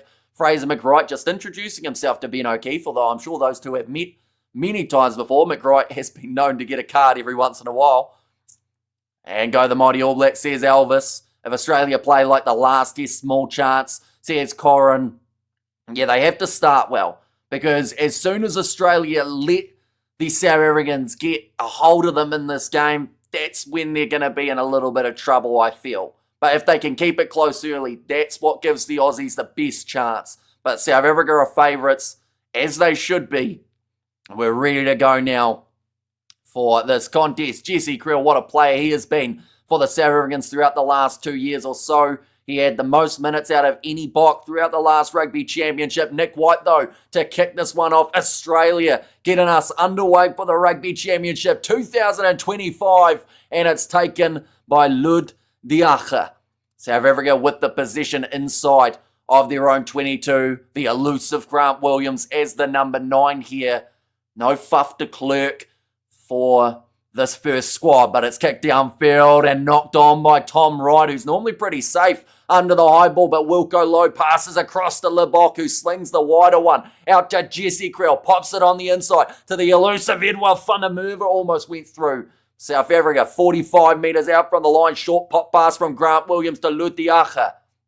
Now Lebok going on Reyes days and Apelele Fasi had line breaks last year quite often. Sio Kolisi, who's up to 22 metres from the line, playing in the number 8 jersey for this contest. Esterhuizen with the pick and go. Williams back across to Marco van Staden. They seem to be having a few struggles with the cameras at the moment, that every once in a while there's about a second delay between the switch. But Eben Etzebeth off to Marco van Staden, tackle low.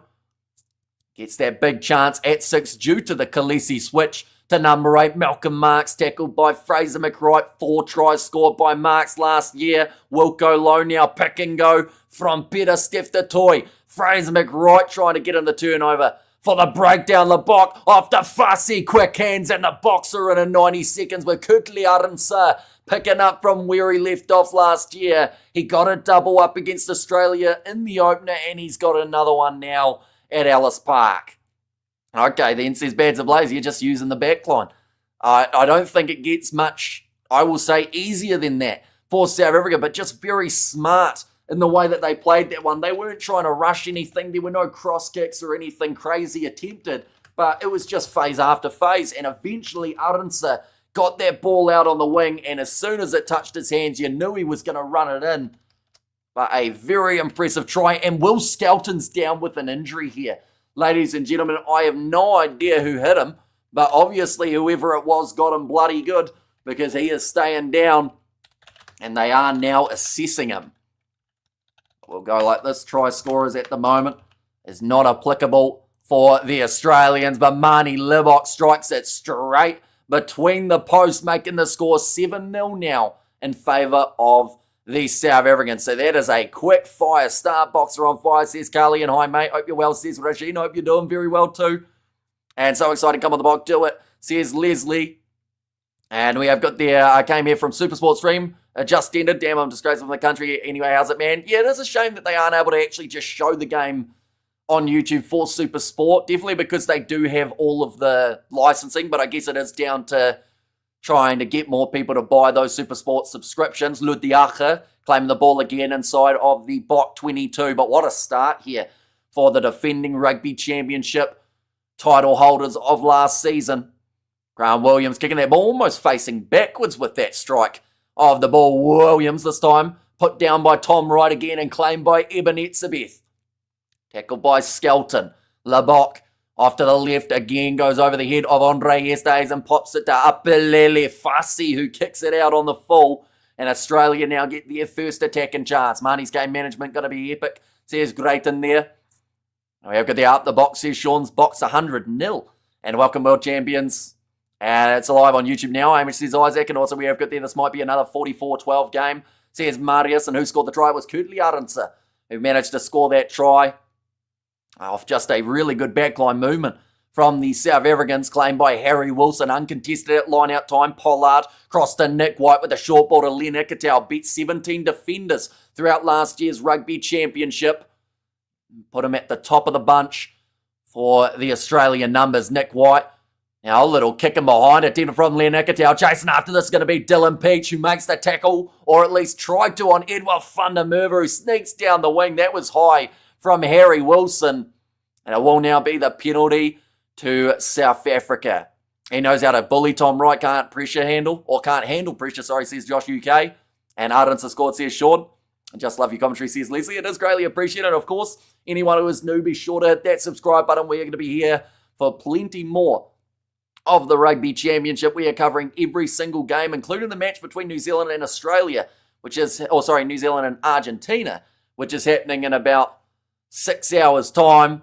Yeah, Wilson just riding up a little bit too high with his clothesline there. Just does bring the line out for the South Africans. It's Beaks. And also we've got there, come on boys, says Danville. Malcolm Marks throws it into the front, nicely claimed by Ludiacha. Now Williams cross to Van Staden, who builds up a bit of steam before being tackled low by his opposite number, Tom Hooper. Williams shaping for the kick here. Skelton unable to charge it down. Etzebeth chasing after it. He loves going for the high ball, that man, and he's taken it very nicely. 30 metres out from the line, South Africa still in possession. Another kick attempted by Grant Williams. Sits in the hands of Kutli Arinsa, who will try and run over the top of Tom Wright. And a little knock on from Arinsa on the ground stops the box attack. We have there Megan in the chat. Has got Amish with the heart as well. Welcome in. Hope you're doing extremely well. And we have got there the Springboks would win handsomely. You had it here first, says Tommy. I think you've changed your account, Megan, as well. I'm sure you normally had a picture. So maybe on your secondary one for the stream. The Springboks, I read that one about winning handsomely. And let's go, says Jude there. And also, Big Joe, I'm going to SmackDown in Dublin next week. Even Etzebeth, 134 caps, tied for the 10th most cap player of all time. James Slipper, a little bit higher up. Mahardis Racing, come on the box. Amish, you're awesome. Says Leslie there. And Williams and Labok too fast. Yeah, as soon as those two men start throwing the ball to each other, it's dangerous because it goes so quickly. You can make meters in an instant. And then with that extra pace at the backs as well, it's going to be a tough day at the office for the Australians. But they have won their first scrum. And a better percentage of scrums won last year than South Africa. Nick White. Now, going to be rolling this one back. Now, James O'Connor cleaned out of the breakdown by Eben Etzebeth. I don't know why he decided to stand there. It was never going to go well for JOC. I'm doing good, Amish. I have 2 accounts. Cute, you're taking note. Says Megan there. And we have got there, you got it box, says Danville. And man, is the South African streaming platform as bad as Stan. They complain about it endlessly. Says Katzenell. I think it's more so just the price of Supersport. I don't think it shuts down too often. Like, it runs pretty smoothly. It's just the fact that it's quite pricey to be able to watch. Malcolm Marks ready to throw this one in, stolen by the Australians at line-out time. That is a big win in the Wallabies book. Nick White back to James O'Connor. Pops the pass across to, I believe it was Len Ikitau, who was under a lot of pressure from Andre Esterhazen. Amish, love from Cape Town. Now we have the TV feed is rubbish. I hate the zoom in, zoom out, and then they don't always have them in sync. Yeah, it's been bad for this game so far, I've noticed, with the camera angles, but the penalty will go the way of Malcolm Marks. No clear release from the Australians there. Now, this could be a chance for 3 if South Africa do want it. And Creel Savage line speed, says Jimbo. Oh, and a point for the post from Mani Libok. I'm going to take the early 3 that is available. But yeah, there's just so much pace across the South African backline. And then when you consider the fact that they haven't got Cheslin Colby in the mix, it's dangerous, very dangerous. And Livernorm, I don't think they'll be there. And get that 7 back, Australia, says Shane, although it is soon to become 10 if Mani Libok does get this kick over. And see you at Eden Park, mate. Says Conrad, and also let's bet South Africa is going to win. Says Cheslin, it was my prediction, South Africa to win 32-22, but at the moment, it's going to take a monumental Australian effort to get to that 22 points with the way that they've started. But Libok striking the ball once again over 2 from 2 for Mani today, and 9 minutes in, and the score now sits 10-0 in favour of South Africa. And plenty of empty seats up there, says Doc. And also this man's New Zealand's future commentator, says Randy Marsh. And let's bet South Africa's going to win him. The South African flags from Lynch in there. And Eden Park is our World Cup final. Says Conrad. Is the boss playing right now? The boss. Who is considered the boss? Is it Eben Etzebeth? Is he the boss? I know that people call Oxnashea a bit of a boss with the way that he plays. He wanted that pass, but they went to Mani Libok instead. So they are now going to have to try and regain that ball. Drop ball from Dylan Peach, though, so making it easy for South Africa to get possession back. Eben Etzebeth goes across to Apalele Fasi. We'll kick it downfield off the left boot, advantage over, claimed by Tom Wright round the halfway line, slings it over to JOC. Chance for him in a Wallabies kit. Oh, knock on from Len Ikitau, picked up by Marks, who will put a grubber in behind, being chased by Kurtley Arnson. Back this time it's Edward van der Merwe, who was just in touch. It will be the line out for the Australians, but again, any mistake that Australia are making, there's just that little error. And then all of a sudden, South Africa jump on it. We have got there, I'm leaving, says Daniel, so we will see you later, of course. Hopefully you understood that one. We have got there, why can't we see the match? Because of licensing. Unfortunately, any match footage or audio would get us taken straight off YouTube. So there's the reasoning behind it. What's your thoughts on Drakus versus Hamza? It's going to be a big fight. Drakus, if he can survive those couple early takedowns, I can see him winning it. But Hamza, he's unpredictable. So you got to keep a firm eye on him. But yeah, Drakus has got the heart and he's got the power as well that I think could eventually wear down Hamza if he gets to that point. Wallabies were lucky then. And Big H, how you doing, bro? Says, so you're doing very well. Kick downfield from Nick White. And that one's going to go into touch. And good tackle, Dylan. Says Doc there, and Wallabies were lucky. and would end up being in prison, lads, if Hamish started streaming the game. Yeah, that wouldn't be too good for me, I don't think, if I went to prison. And a good start for the Boks, absolutely. They have started this match very efficiently, similar to how they finished that game up against the Georgians, how they just went straight back to scoring tries. Kurtley Arendse, he had one after only about 100 seconds of this match, 40 metres out from the line, the Bok. Now trying to pass it across to Apalele Fassi, just goes in behind him, but it's cleaned up by Kurtley Arendse, who passes back to Fassi, tackled by Jorgensen.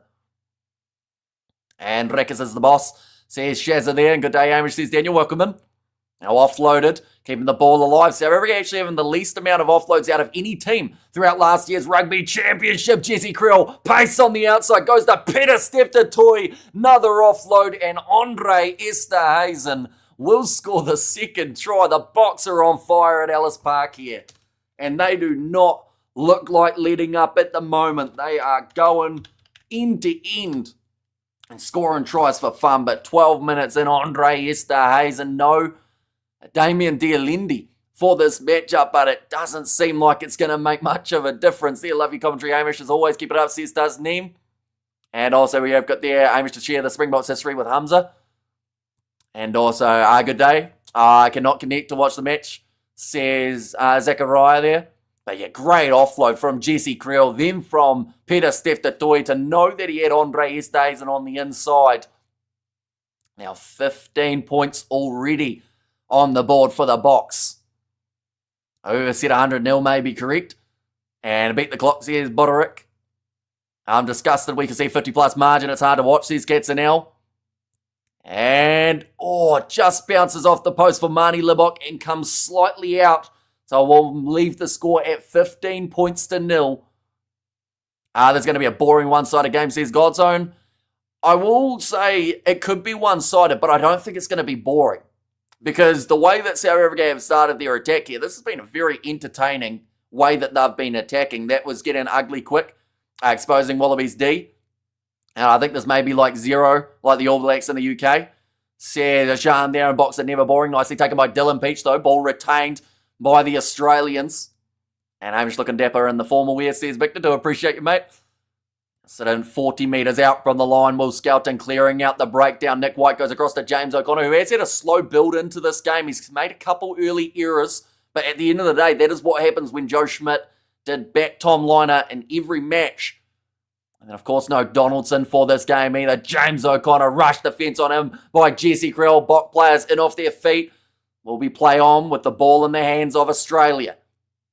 Now, Nick White cross to Nick Frost, short ball to Harry Wilson, two-man driving tackle from Van Staden and Esterhuizen. Now Nick White thought about going for the kick, and instead will go to O'Connor, who will kick it himself and bounces that ball into touch 25 metres out from the Springboks line. And Bok, here we go, says Amy Steer. And also we have got there, we love South African, we South Africans love Hamish to bits and pieces. But entertaining. Oh wait, where'd that go? But entertainment by one side is not entertaining, says Godzone. Yeah, it can be a tricky one, but honestly, as long as they, in this case the Springboks, if they are going to win by a large margin, as long as they don't go complacent and keep on going for it, I still feel like we could be in for a decent 80 minutes here, because we've also got to remember, this is one of those games for South Africa that anything less than 40 points, I think Rusty will be slightly disappointed with. He said how strong Australia are, but he said at the moment his side are looking extremely good. And what a take under the high ball from Kurtley Arendse. Malcolm Marks goes back across to Ludiacha, moves up to the halfway line after being tackled by Tani Alatupo, back to his feet, makes an extra 5. Williams, cross to Marnie Libok, Andre Esterhuizen, and skips over Kolisi, gives it to Fassi. Rush defence coming in from Joseph Swali'i. And I am thank you for the commentary, says Heather, no worries at all. And also we have got there, Aussie can find a 9, really Nick White, he's horrible, says Michelle.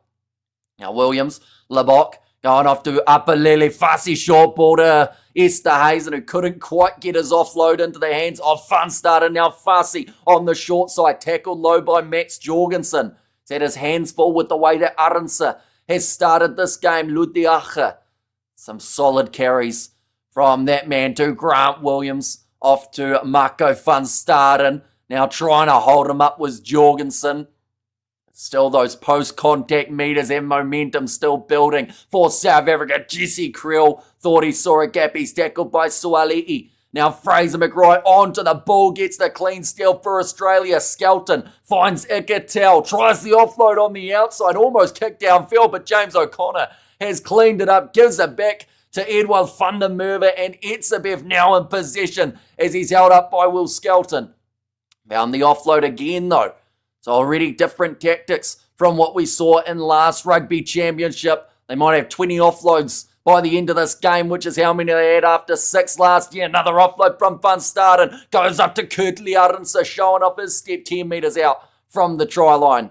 It's also going to be the advantage in favour of South Africa. Williams, Ludiacha with the no-look pass to Labok. Eben Etzebeth shaped for a kick for half a second there, but then realised what number he had on his back. Kolisi with the fend and the big dive over the try line. The skipper scores and celebrates with the crowd. That is now 3 on the board for South Africa. Well. 17 minutes in, and at this point in time, South Africa have a bonus point. Now, that can all change because, of course, in this competition, you need to have 3 or more tries than your opposition. But this has become a dream start to the Rugby Championship for South Africa here. And they don't at all look like slowing down. Curtly out jumping Jorgensen, and Skelton looks gassed already, says Bill. Well, he did take an early knock, Will Skelton. I'm not too sure what the extent was. I love your pronunciation of the Bok names, well done. Says Adnan, thank you very much. Greatly appreciated. Come on the Springboks, great commentary, says Ed. And also Mercy Rule, call it off. It might be a little bit early for that, but 22 points to 0 at the moment after 18 minutes of rugby here.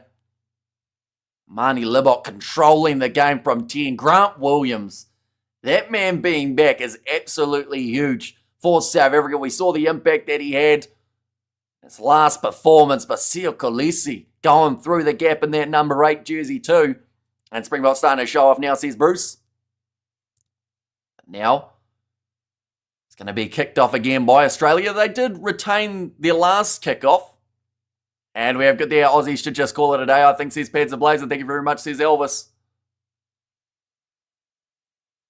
Oh, Marco van Staden going off the field. Quagga Smith makes his way on, remembering that South Africa have got that 5-3. Dylan Peach tries to slap it back, but it will be claimed by Jesse Kriel. So South Africa in possession yet again. They're on pace to score 97 plus points. And Will Skelton is too big, the only player who is allowed to be over 30 kgs, or sorry, over 130 as the props, says Tanner. But now ball stolen in the breakdown from Fraser McRae, who wins the penalty. No clear release. He's got some great breakdown ability. You're going to run out of space on the scorer's record at the bottom of the screen, says McNulty. And relentless like DDP, says Nakoa there.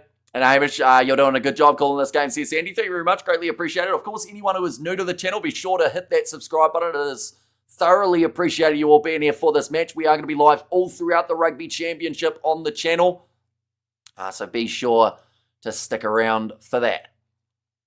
But now, it's going to be kicked into the touch by the Australians. And disappointing start from the Wallabies, says Victor. And hi, Hamish, did you see the Boxer breaking the Wallabies, says Albert.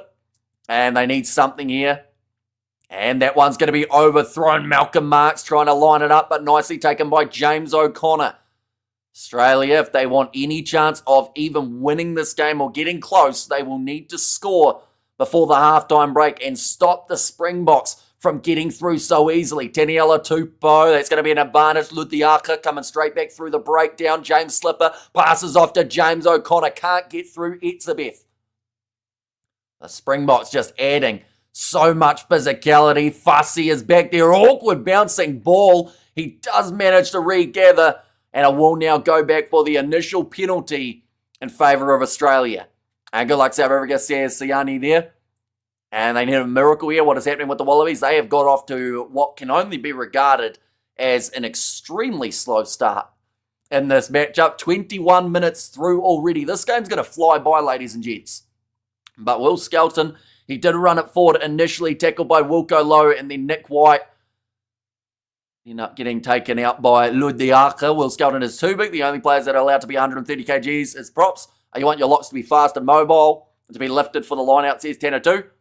Yeah, although Will Skelton, the counter argument to that was he was one of the better players for them in that third match up against the Lions. It did seem to make quite a big difference, or in fact, the second test match, I believe, the one where Skelton had his best game. How's Skelton doing so far? He's had, I think, 1 carry. I don't think he's had a huge amount of ball in hand, and he hasn't made a huge amount of tackles yet. He took an early knock, which I think was impacting him for about 10 minutes or so. We have got there, no. But we'll win the second half. Says Magpie, that one's going to be claimed. Oh, that's a hard knock to the head for Eben Etzebeth. It's not straight from Australia. Etzebeth just kind of blinking a little bit there. I think he got thrown down across the line out from his teammates. It may have hit his head here, and that's a big concern because Etzebeth has had so many head knocks. Yeah, he just lands on the shoulder of Harry Wilson. I believe he's all right by the looks of it, but yeah, a bit of a concerning one there. A strong, heavy lock can be a good lifter at the line out, says Akaris. And also complete mismatch, Eden Park will fall, says Henrik there. And also we have got their Kangaroos coming in, says Shaz, and also go the box, says Brenda. Now ready to feed this ball in, Grant Williams. 10 metres out from the line for South Africa now. 22 minutes and 22 points scored by the box. And that is a solid scrum. Both front rows go down. Williams off to Andre Esterhazen. Still no return of Marco van Staden, who did take, I believe it was a head knock earlier on in the game. Will Skelton makes the tackle on Oxenshire. Now Williams will roll it back. They are still within their 22. How did they reach his head? He's a building. His teammates just dropped him pretty much, unfortunately. Threw him across the line out, said, you'll find your feet. And he found a shoulder instead. Bring it on. Hendrik says Sai, and Australia doesn't have what we call the New Zealand heart. Useless, says Tuli there.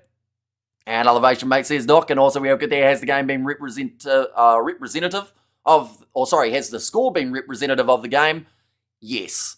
I think South Africa from the very get-go have had that little bit of extra spring in their step, and they've shown a lot more urgency. They've made less errors, and Australia have just got off to a very poor start in this matchup, but that does not mean that they will continue that way. They just need to find some sort of rhythm, which they haven't been able to do yet. Quagga Smith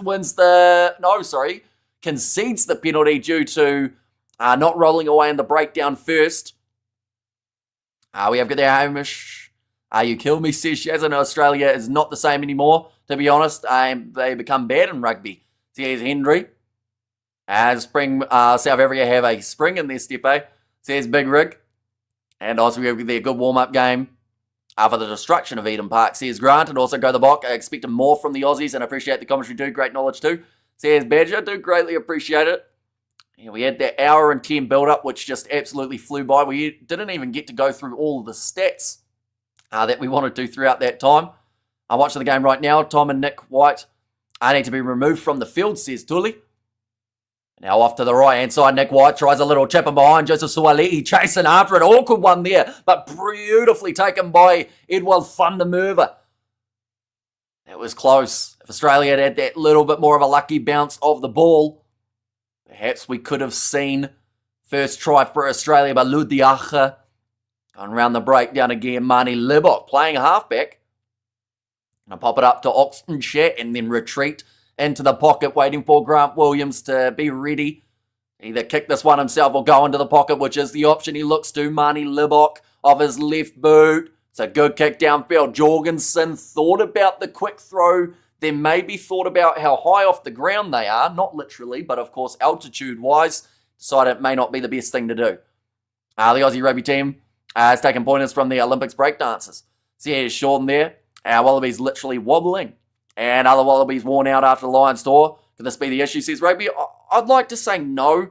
Yes, those games were probably very fatiguing and physical for them, but at the same time, it was just the 4 games.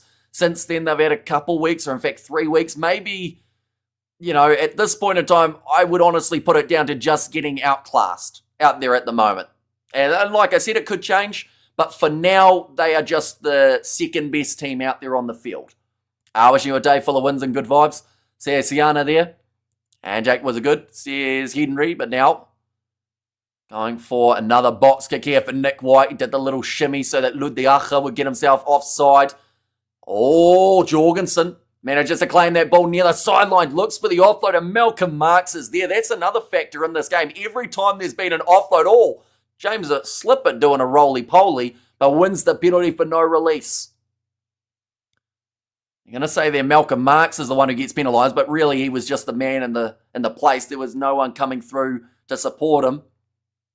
Listening to other commentators in the games until I found you. Honestly, you are so great. Says Sue. Well, thank you very much. It is greatly appreciated. And like I said, we're doing every single game of the Rugby Championship. Currently 27 minutes down. James O'Connor. Chance to kick this one to touch. Listening all the way from Michigan in America. Says Yandri there.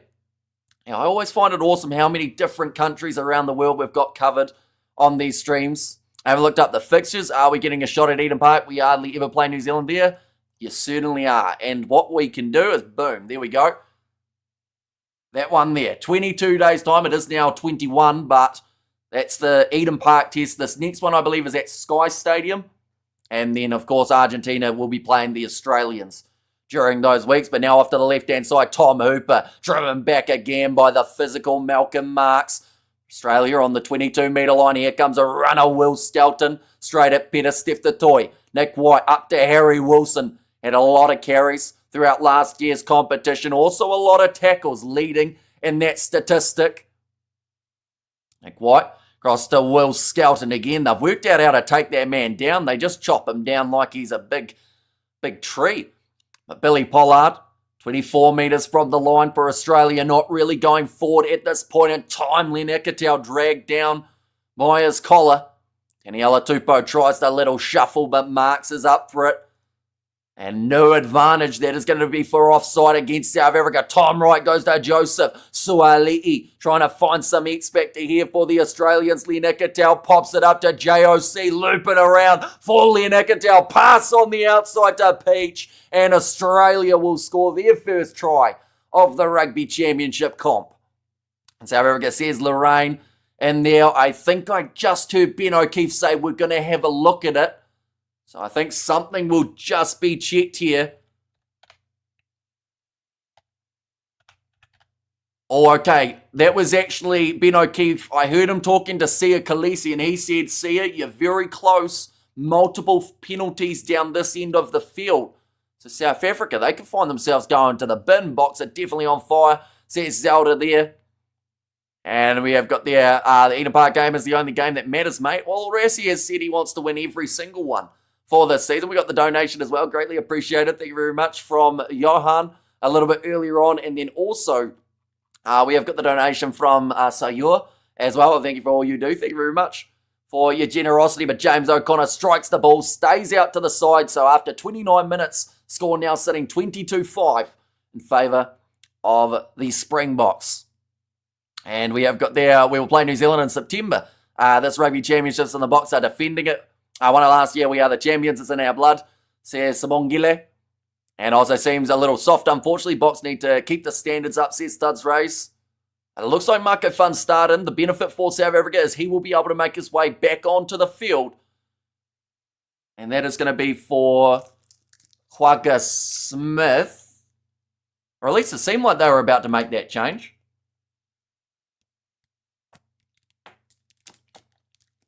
Okay, they have to wait for the kickoff first, and then next stoppage is when he can make his way back on. Welcome back, H. This game is not going to be an easy as we think. Says Jan Nick White off to the left-hand side, finds Len Ikitau, thought about throwing it to Suali'i, who was heavily marked, and the last thing Australia want to do is give the ball away 5 metres from their line. Big clean out from Tom Hooper in the breakdown. Skelton makes the extra couple metres. If in New Zealand, right, he certainly is. It is Ben O'Keefe. One of the more popular refs for the South Africans, I have noticed. Like any time that he is reffing a game, from what we've seen, people are normally pretty happy about it. We have got their 50 plus coming up. Australia will be too tired last 20 minutes of the game, says Endo. And you've got this, wishing you all the best. Says Siani, low kick from Nick White, does find touch about 40 metres out from their line here, Australia. South Africa will have the throw, and they will have a return. Out onto the field for Mako van Staden. That will be for Quagga Smith. So that is a big benefit for the South Africans, the fact that he will not be off for the rest of the contest. Quagga Smith, type of player you can bring on and off anytime throughout a game, and he will bring that little bit of impact. And always go for an 80-minute scrum penalty, says Studs Race. Now thrown in by Malcolm Marks, goes to the back, finds Kolisi, who bumped off Dylan Peach, who may have just broken his jaw. That was way too high from Peach. And that attacking option now, Andre Esterhuizen, going to be dragged down, or at least trying to drag him down with Joseph Suali'i. But an extra 15 metres made by Esterhuizen. Now Ebenezer, oh, that's a big tackle off the ball from Will Skelton on Mako van Staden. Could have easily been the advantage to the box. And Khaleesi's holding his knee here. First infringement was obstruction. Right, time off for the injury. So first is obstruction. So whose scrum is that, though? I think Dylan Peach is getting his jaw put back on his face, though, because he tried to tackle Kolisi and did not get it right. Shoulder to shoulder by the looks of that. And, he's sitting like that, unfortunately, which means his jaw is out of place. It's probably a really mean way of representing it, but, yeah, that didn't look too good for Dylan Peach's jawline. We have got there, could be closer than I thought, says Ruth. Yeah, he's got the towel to the chin, and Dylan Peach will make his way off, the lone try scorer for the Australians, and that brings on Andrew Callaway. That 6-2 split, he had a brick wall, says Shazza. And also awesome country Irish, love the way you pronounce the box names, beautiful stuff, says Alvaro there. And dislocated jaw, says Ruth. Yeah, it didn't look good. It looked pretty high from Dylan Peach, but luckily for him, I believe it was just shoulder on shoulder. And then, unfortunately, it was Sia Khaleesi's shoulder on the jaw of Dylan Peach. Beno Keith New Zealand is reffing, and he hates the box, says DBZ. Like I said, though, most Springbok supporters that we have talked to, and we've got plenty of them on the channel, don't mind Ben O'Keefe. They said that they actually quite like his refereeing. Sia Khaleesi, second most Springbok captain with 63. John Schmidt, the top of that list with 83 tests. Can we play a B team against Australia? Says Alawande. I mean, if they're going to make big rotations, which they probably will for the second test, they have to do it at their own risk, I would say. We saw what happened that game last year up against Argentina when they did decide to really rotate the side. It's sad that we aren't going to get any Fuff versus Nick White mustache action in this game. Says Arno there. However, there, Sia needs to step down. Says Alawande, although he has scored a try already in this game, just bumped off Dylan Peach. And he hit him that hard, his jaw fell off. We have got there, have the box used any new tactics this game? Just fast-paced, really, I think is the best way of describing it. So the penalty was in favour of Australia for obstruction there. Bok fans thinks all refs are out to get them, even during the Six Nations. Says Studs Rays, and I like Ben O'Keefe, he is fair, says Benita there. And Andrew Callaway, errors after errors, says Doc. But yeah, it will certainly be a risky one for the Australians, picking that 6-2 now that they have already had to make one change. Nicely taken by Australia, 40 metres out from the line though. James O'Connor goes off to Len Ikitau, looping around Max Jorgensen. Ugly looking pass, but it's gone backwards. Callaway now with the ball in hand. He's got Jorgensen on the inside. Goes to Tom Wright, who kicks it in behind. But in there will be Arunsa and protects the ball. I feel like if Wright had just known that he had the man on the inside, a little shovel pass there and it could have been all on for the Wallabies again, but instead the goal line dropout here for the South Africans. 33 minutes through what has been an action-packed first half and an extremely speedy start for the South Africans. Where is that Willie LaRue guy? He's not playing in this game. They have instead got Apalele Fasi at 15 and then Damian Valimza, actually the man to make his way off the bench. I think the bench split has backfired, although I think it's too early to tell. If they slow down late in the game and do tire out, I would say, yes, it has failed. But for now, they have still got that extra fourth, but later on, that's kicked downfield. And into the 22, Tom Wright, he has got a hefty boot in at Ellis Park. This ball is going to absolutely fly. Goes down towards the halfway line. I can't understand a word you're saying, says Guh. In there, we have got there Aransa limping, says Jimbo. Well, he had to cover a lot of ground in a hurry there. Put my salary on the 15 plus bet, and South Africa will win, says Paulina. And RSA, not DNA. I thought it was DNA, not RSA. Isn't that the same? The other way around? And go the book. And go, we are the champions, says Peter. Possession at the moment, 55% in favour of the South Africans. Nicely claimed at line-out time from Peter Steftatoi, Labok, cross to Kolisi. He's actually playing more of an inside centre role in the way that they are setting up for those line-outs. Now Ludiacha pops it up. Fassi has Andre Esterhazen with him, but the low tackle from Wilson, then Skelton finishes him off. Now Oxen Shea. No injuries for both sides. Good game, says Doc, other than the fact that Dylan Peach's jaw came off and he has been replaced. Other than that injury, though, they've been relatively good. Evan Etzebeth, tackled by Jorgensen.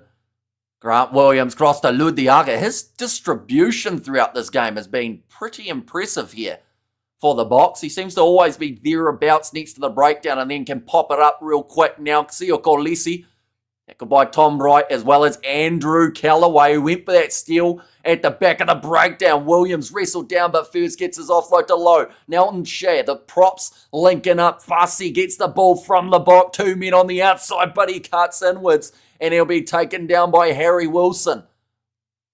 Off to the left again, Peter Steftatoi. Big carry dragged down by Nick White, who sacrificed himself in the breakdown. And Shea tackled low by Wilson again. Go the Bocky. Now off to the right-hand side, Mani Lebok, the wide cut-out pass. Kolesi has got a man with him, hangs onto it, pops it up to Esterhazen, who looked for the risky offload, and Australia wrestled into touch by Edward van der Merwe, but I think it will be a penalty to Australia for playing the man on the ground. And good comms, mate. Says Rian, thank you very much, greatly appreciated. Great commentary, says Neil. And this guy is Leka, thanks for streaming, says Go. And the result is greatly appreciated. We have got there as ref from New Zealand. Says Simbongile. He is. But like I said, most South Africans seem to not mind Ben O'Keefe, from what I've heard. What do you mean about his jaw falling off? He tried to tackle Kolesi with his chin. And his chin, the best way to describe it is to just make the face with my face. And his jaw didn't look like it was good. He had blood coming out of his mouth. They had to put a towel over it, and he's off the field. So I think it's either a broken or dislocated jaw for Dylan Peach. It looks like a bit of a knee problem here for James Slipper, although very brief, back up to his feet and ready to go again. And we have got there, do South Africa have to wake up? We have got there, when will Nick White come up with another soccer spectacle? I'm waiting. Australians thinking the same about Cheslin. Now sitting 20 metres out from the line, Australia. They have to try and work this one downfield much more as possession and territory. Not looking too flash for the Aussies at this point in time. 3 minutes remaining. And that's a kick into touch by Nick White, but hasn't gone too far at all. 30 metres out from the line. A chance for the South Africans. Nick White putting his hand up and apologising to his team. I might be eating through a straw for a week. And it's far too soon in the game to put money on a win. With rugby, you can never say it is too early. Exactly right. Like, perfect example, the NPC. We saw the matchup taking place between Southland and Manawatu. Manawatu, or was it Manawatu? It might have been. But Manawatu were up 22-0 at halftime. They went on to lose 29-22 in the second half. Oh, big kick downfield from Australia. Looking for the 50-22. This one's going to keep on rolling. That's almost gone the full length of the field. And now all the way back. They will go back for the scrum, but 2 errors in a row from Nick White. And look out for second half South Africa. And we have the Evan Etzebeth as the best lock in the world. I just say such an all-round game, says 10-2. Can I be honest, though? I actually think that Ludiacha is pushing him for that title at the moment. Definitely from what we've seen throughout 2025 from Lud. Like, if he keeps playing the way that he is, I don't know. I think the Yacha might eventually get that title. And Springboks not losing this. It's not too soon, says Eugene. I don't know your pronunciation of the names. Good on you, mate. And also too many penalties being conceded by the Boks. But now we have a scrum. Now Grant Williams, he will be feeding this one in. They've just mentioned about the fact that we've had very little scrums. No one is watching NPC, mate, says Conrad. They may not be, but the example is still there. 22-point lead turned into 29-22 loss. So it just shows that rugby is unpredictable, although this will become a bigger lead here for Apelele Fasi if he had found that next pass that goes to Jesse Creel. Had to retreat. We have got there, how's it, Hammy? Better you back out, Diddy beat UFC tomorrow? Yeah, I do hope that Drakus wins. And I know that might get me in trouble, but I just feel like at the moment, like he's just been a better champion than I think Hamzat Chimaev would be. But the penalty for illegal scrummaging going against the Australians, 45 seconds remaining. If they decide to take on the 3, that would lead them to half-time. As Artigas Neyman playing, he's not. They actually decided not to go with him off the bench. Instead, they've got Franco Mostert starting combo of Eben Etzebeth and Ludiacha. Now kicking this one into touch will be Mani Libok. Ready for yet again another line-out chance near the end of this first half. And Artigas is on the bench. Says HBM Magpie. And Lud is better. Says Clint D. And the ref and Farsi is having a contest. Who can be the worst, says WLK. And Marnie give us a 5-metre line out. Malcolm Marks, though, dangerous. With this ball in hand, he scored 4 tries last week. That is the halftime siren sounding. Ludiache, he's made a rare error there, and the ball is dropped. Australia, they have got the possession. Nick White, he's just going to kick this one into touch, and that will be halftime. 22 points to the 5. We have got the hours, your neck and shoulders, always looking out to the side for hours. Yeah, at times it can be a bit rough, but and so I sometimes try and look with my eyes rather than my neck so that it doesn't get a bit kinked, but no, it's normally all right. Interesting game this. It is. It's shaping up to be quite an intriguing second half because, you know, Australia it started poorly. South Africa were on fire, as you can see there. 3 tries within the first 17 minutes, but from there, no other points coming for the South Africans. So you just wonder, second half, are they going to come out firing again, perhaps, or will we see Australia try and slowly work their way back into the contest? We have got there, Go the Bot Go, says Ricky there. And also we have got there, the Springboks are literally massive. Not only their forwards, but Estes and Mfasi are both massive dudes. And then Krill at 13. There's no slight man either, says from It's Razor.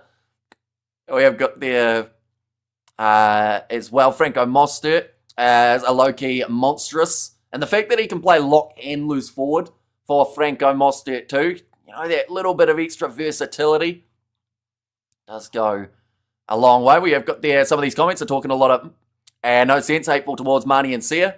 I can bet those players are useless, says Lee there. And also Nick and Tom need to be subbed now, says Thuli. And South Africa says Martha, all behind the box, says Esmeralda. And that 40 minutes was not what I expected, Box using width. But can they carry like this for another 40 minutes? You see, I think that they will have that patch early on, that they will start to really go for it.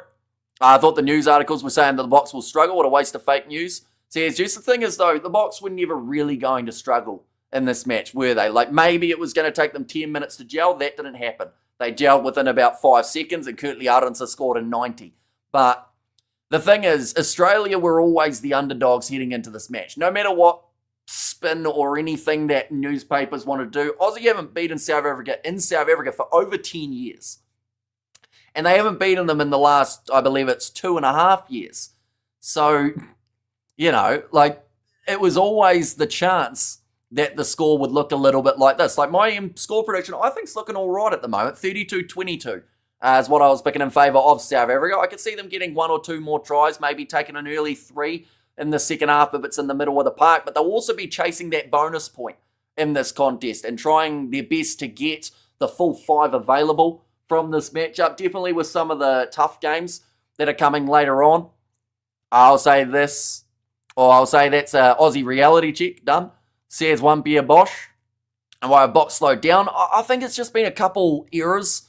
You know, in the first 20 minutes, couple of those offloads, anytime they threw them for South Africa, they'd find someone's hands and they'd run them in for the try. Whereas in that last 20 minutes of the half, there seemed to be a few times that offloads were going behind the players. So someone had to go back, retreat, get that ball. Probably the perfect example was that pass to, I think it was supposed to be Fussy, but it went behind him and Jesse Creel had to scramble back to get the ball. So maybe just that little bit of indecisiveness about who to go to. They have so many options though, and Australia have missed a lot of tackles, which has left huge gaps for the South African side. But what we will do is we will go like this, and we will go like that, and we will get some stats for that first half, ladies and gentlemen, of what has been a hectic kind of 40 minutes. It absolutely flew by. It felt like about maybe 20 minutes if we're lucky, whereas Colby is quiet. He's very quiet because he's not playing in this game. They have got Edwell Thunder-Merthyr out on that right wing, but no Cheslin due to an injury. Thoughts on that Dylan Peach tackle? Oh, I thought, honestly, like, if they had given it as a yellow, I would have been a bit surprised. But most of the contact seemed to come through shoulder on shoulder. Well, shoulder on head, but the head was the tackler, not the ball runner, if that makes sense. Like, Dylan Peach pretty much gave Cheslin Colby's a big, or not Cheslin Colby, sorry, Sia Khaleesi's shoulder like a big smooch and just went, and then went, you know, because the jaw kind of would have really hurt. I'm sure. I can't wait to go and watch other videos of other YouTubers who are analysing the game and saying that the Box will struggle. Says Juice. And also, well, Hamish admit it, even though, or even you thought Wallabies had a small chance. I said 50 points to 3. Says Albert, well, look at you. You got it wrong because Australia have 5, don't they? Well, we have got there, Colby not selected, says Grant. Yeah, sadly injured at this point in time. The Wallabies are getting so physically dominated. It's actually sad and making me cry. Can we please have 8 Will Skeltons? I think that a player that they definitely needed was Robbie Valentini. If they had him, maybe it could have been a bit different. But, you know, at the moment, just physicality-wise, even the backs for South Africa are showing it. We have got there Will Skelton who? Says Conrad. We have got there, as a South African, message to Oz, watch cricket. Says Clint D. Yeah, they're not doing too badly in the cricket series at the moment, are they? We have got there Go the Bok. And also no head-to-head contact, Khaleesi's shoulder, says Act. And also we have got there Shave the Chicken Bok. Shave the Chicken Bok. That's an interesting one. Why wouldn't you just say shave the Wallaby Bok? Rather, like, that makes more sense, doesn't it? We have got there Amish, you ready, says Kathy. And also penalty warnings caused the Box to be slightly more tentative in the last 15 minutes. Yeah, Ben O'Keefe did say after that Dylan Peach try, you guys aren't far away from your last warning. We have there look like a deep cut inside his mouth. Yeah, I would say what's happened. Of course, I'm not a doctor, even though I'm kind of dressed like one. But at the moment, the most basic thing about medical side of stuff that I would say is his jaw's probably either dislocated or broken, and then something's probably sliced him on the inside. Like, and I would say that that's from that jaw, or it could have literally just been he bit his own face, from the inside. You know, maybe I'm not a doctor. We have got the 2 35-year-old halves and a fullback playing his worst game of his career by far. Does not help the Wallabies. McDermott and Edmed should be starting the next half. Yeah, well, the thing is, they've only got McDermott off the bench. Outside of that, they've already made that change because Dylan Peach certainly isn't going to be returning in this contest. So they have only got that one more option in this scenario. But this is the 6-2 split. Callaway's already out there, so they've just got Tate McDermott, who can slot into 9 or 10. In this case, Nick Champion to Chris Pigney, Langy Gleeson, Jeremy Williams, Zainun Gore, Angus Bell, and Brandon Payanga Amosa. Those guys have to make the difference, physicality-wise. Australia at the moment, they're getting out-muscled in those breakdowns. And even Etzebeth, he's been really strong under the high ball, to be fair to him throughout this game. Malcolm Marks, he's been heavily involved. But honestly, if I had to pick a player of the half, I would probably give it to Ludiacha. Even though he did just drop that last ball the end of the half, I think Diach has been immense with the way that he's been moving that ball around and also just making good decisions line-out-wise. You know, he hasn't been looking too bad either, but I don't know. Something about the way that he's played in this game, he's just looking world-class. And, of course, there are a lot of other players you could put in that category as well. Arons has had a standout first half. Creel's looked solid. Esterhazen's been good. Like, there aren't too many players in this South African lineup that you'd actually say didn't do too well. Maybe Fussy to a certain extent, you could say, had a bit of a rougher half, but it wasn't anything terrible, I wouldn't say. Like, a couple mistakes here and there, but still had a lot to do with a couple of the attacking tries that South Africa were able to get off the bench. They have got Klubakanye, no Jan Hendrik Wessels in that number 17 jersey. Instead, that will be Boan Fenta, does make his way off the bench. And then Mostert at number 19. Kwaka Smith we did see briefly for that first half due to a Mako van Staden HIA, but he did pass it. They've still got Kobus Reinach, Kanan Moody, and Damian Valimza as the other backs. Oh, we've got the Australia's Cook says Fire Blaze. And also Hamish says cool story. And also, what about Farsi says Shads? Yeah, I think he had a couple good moments, but also did have a couple slightly poorer ones too. Detoya's playing out of his skin. Yeah, Pieter-Steph du Toit, he's been extremely busy. He's been pretty much everywhere throughout that first half too. Now we got there, Harry Wilson can kick well out of the hands. Stick him at 10, says Jack. And Edmed was named Friday, says Jamie Taylor, and also makes a refreshing change from the loss to Australia at Newlands in 1992, 26 points to 3. And do you think Sasha Fainberg-Zulu can be the future number 10 for the Springboks? He's not a finished product yet with his talent, says King of Kings. I would say he's a world-class player already, Sasha, but he's had a bit of an up-and-down journey. And a couple early injuries for him in his career, I think, have maybe halted his momentum a bit. But honestly, I would say that, for me, I don't think that Lebok is going anywhere anytime soon. Russie does keep on backing him. And it seems like he's making good decisions in terms of backing him. He hasn't kicked too badly today. I think he's just missed the one off the kicking tee. But what we will do here, ladies and gents, is we'll see some stats. Most carries in the first half was actually Len Ikitau, believe it or not, with the 9. Kurt Liardense had the most line breaks. Most tackles was made by Fraser McRae and Billy Pollard, both having the 11. And then turnovers 1, McRae had 2. Dominant tackles, Etzebeth, Malcolm Marks, Esther Hayes, and Mako van Staden and Sia Kolisi all have themselves ones there. The busiest Springboks, there's been a lot of them. In fact, Len Ikitau had 9 carries, and then the next most for the Australians was 6 for 3 people, but outside of that, all of the other names in about the top 10 are South Africans. And we have got there, it's not raining in Johannesburg, that's why money is doing well, says Shazza. And we have got there, New Zealand is ranked number 1, or MZ is ranked number 1. We have got there, New Zealand is currently 405, where are they playing? South Africa 22 points to 5, says Rihanna. They are playing at Ellis Park, but for New Zealand, Argentina later on, they are playing in Cordoba. So that's going to be a 9:10 a.m. kickoff for us here in New Zealand. And Sasha has played more games at Fly Half for the Springboks than for the Stormers. How must he develop in that genius at the Stormers? If the Stormers don't play him at Fly Half, says WLK. And also Springboks is definitely, or the definition of Zulu can tell by the aggression, says Zenzo.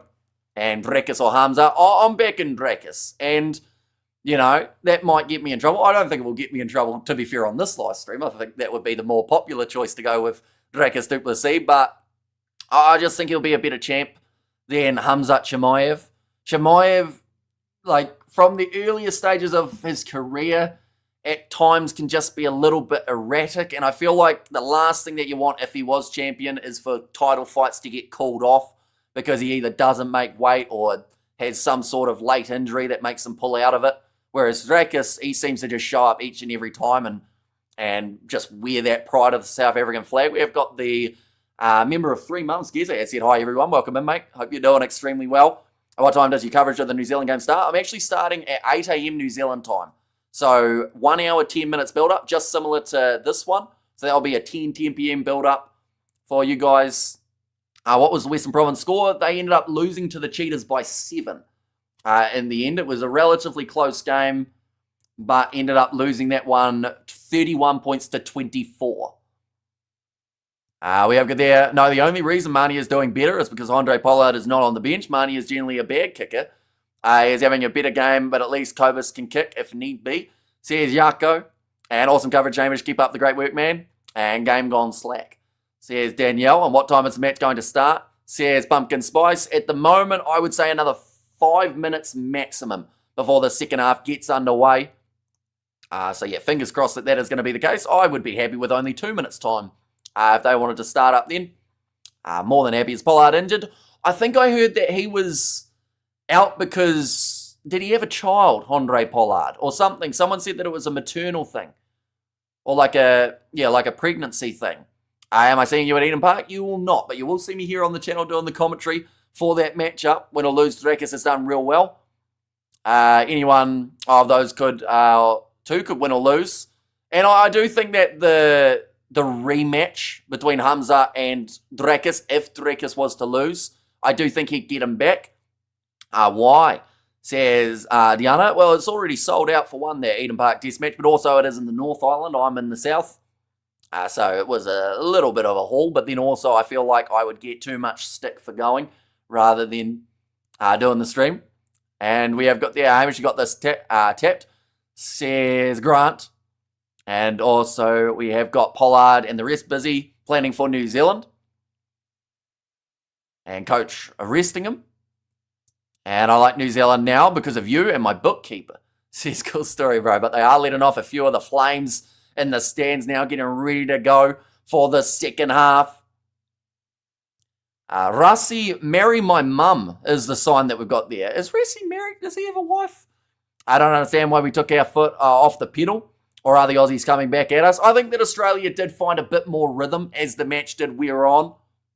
But, yeah, I think what Rassi would have told them at halftime is, right, boys, you've got a good lead, but just let's actually put the foot down. Let's finish them off here. Hello, Hamish. Hope all is good with you and your family. Just got in, box looking what they are. The best of the best, in my opinion, says Kuno Wick. And we have got there lots of South Africans here loving your commentary, says Ruth. Yeah, the stand's still pretty full. Will Skelton, has he got plenty of gas left in the tank? Are they going to have to make that early sub? Can you please explain the world rankings? Because it's just insane. Have you seen it? Says, well, I have seen it. It makes sense, but at the same time, I do think at times it really does hurt the top teams. But, yeah, for this game, for instance, if Australia were to beat South Africa with where they are on the rankings, I think they gained like 2 whole points in the world rankings standings. Have you been up all night, bro? Says Tane. I was a bit strategic. I did sleep during the day today so that I could be up all night for this one, as well as the Pumas and the All Blacks. But kicked off by Mani Libok, and we are underway for the second half. It has got a little bit darker at Ellis Park, but I don't believe that is due to the rain. Instead, just because of the evening that is fast approaching. Loving your commentary, says Denise. Thank you very much. Now, Nick White kicking downfield from inside of the 22. I'll be honest, that Nick White-James O'Connor combo has been a little bit lackluster. If they were going to go with O'Connor at 10, I feel like they should have gone with McDermott at 9, just to add that little bit more pace. Been up and down YouTube commentary. Yep, Hamish the best. Says Truth there. And Aussie need to score first, says Cybert. Now 41 minutes through will be the line-out throw for Malcolm Marks, who's been solid in that department throughout the game. And, that one was almost stolen, but it bounces back. In fact, bounces into the hands of Australia.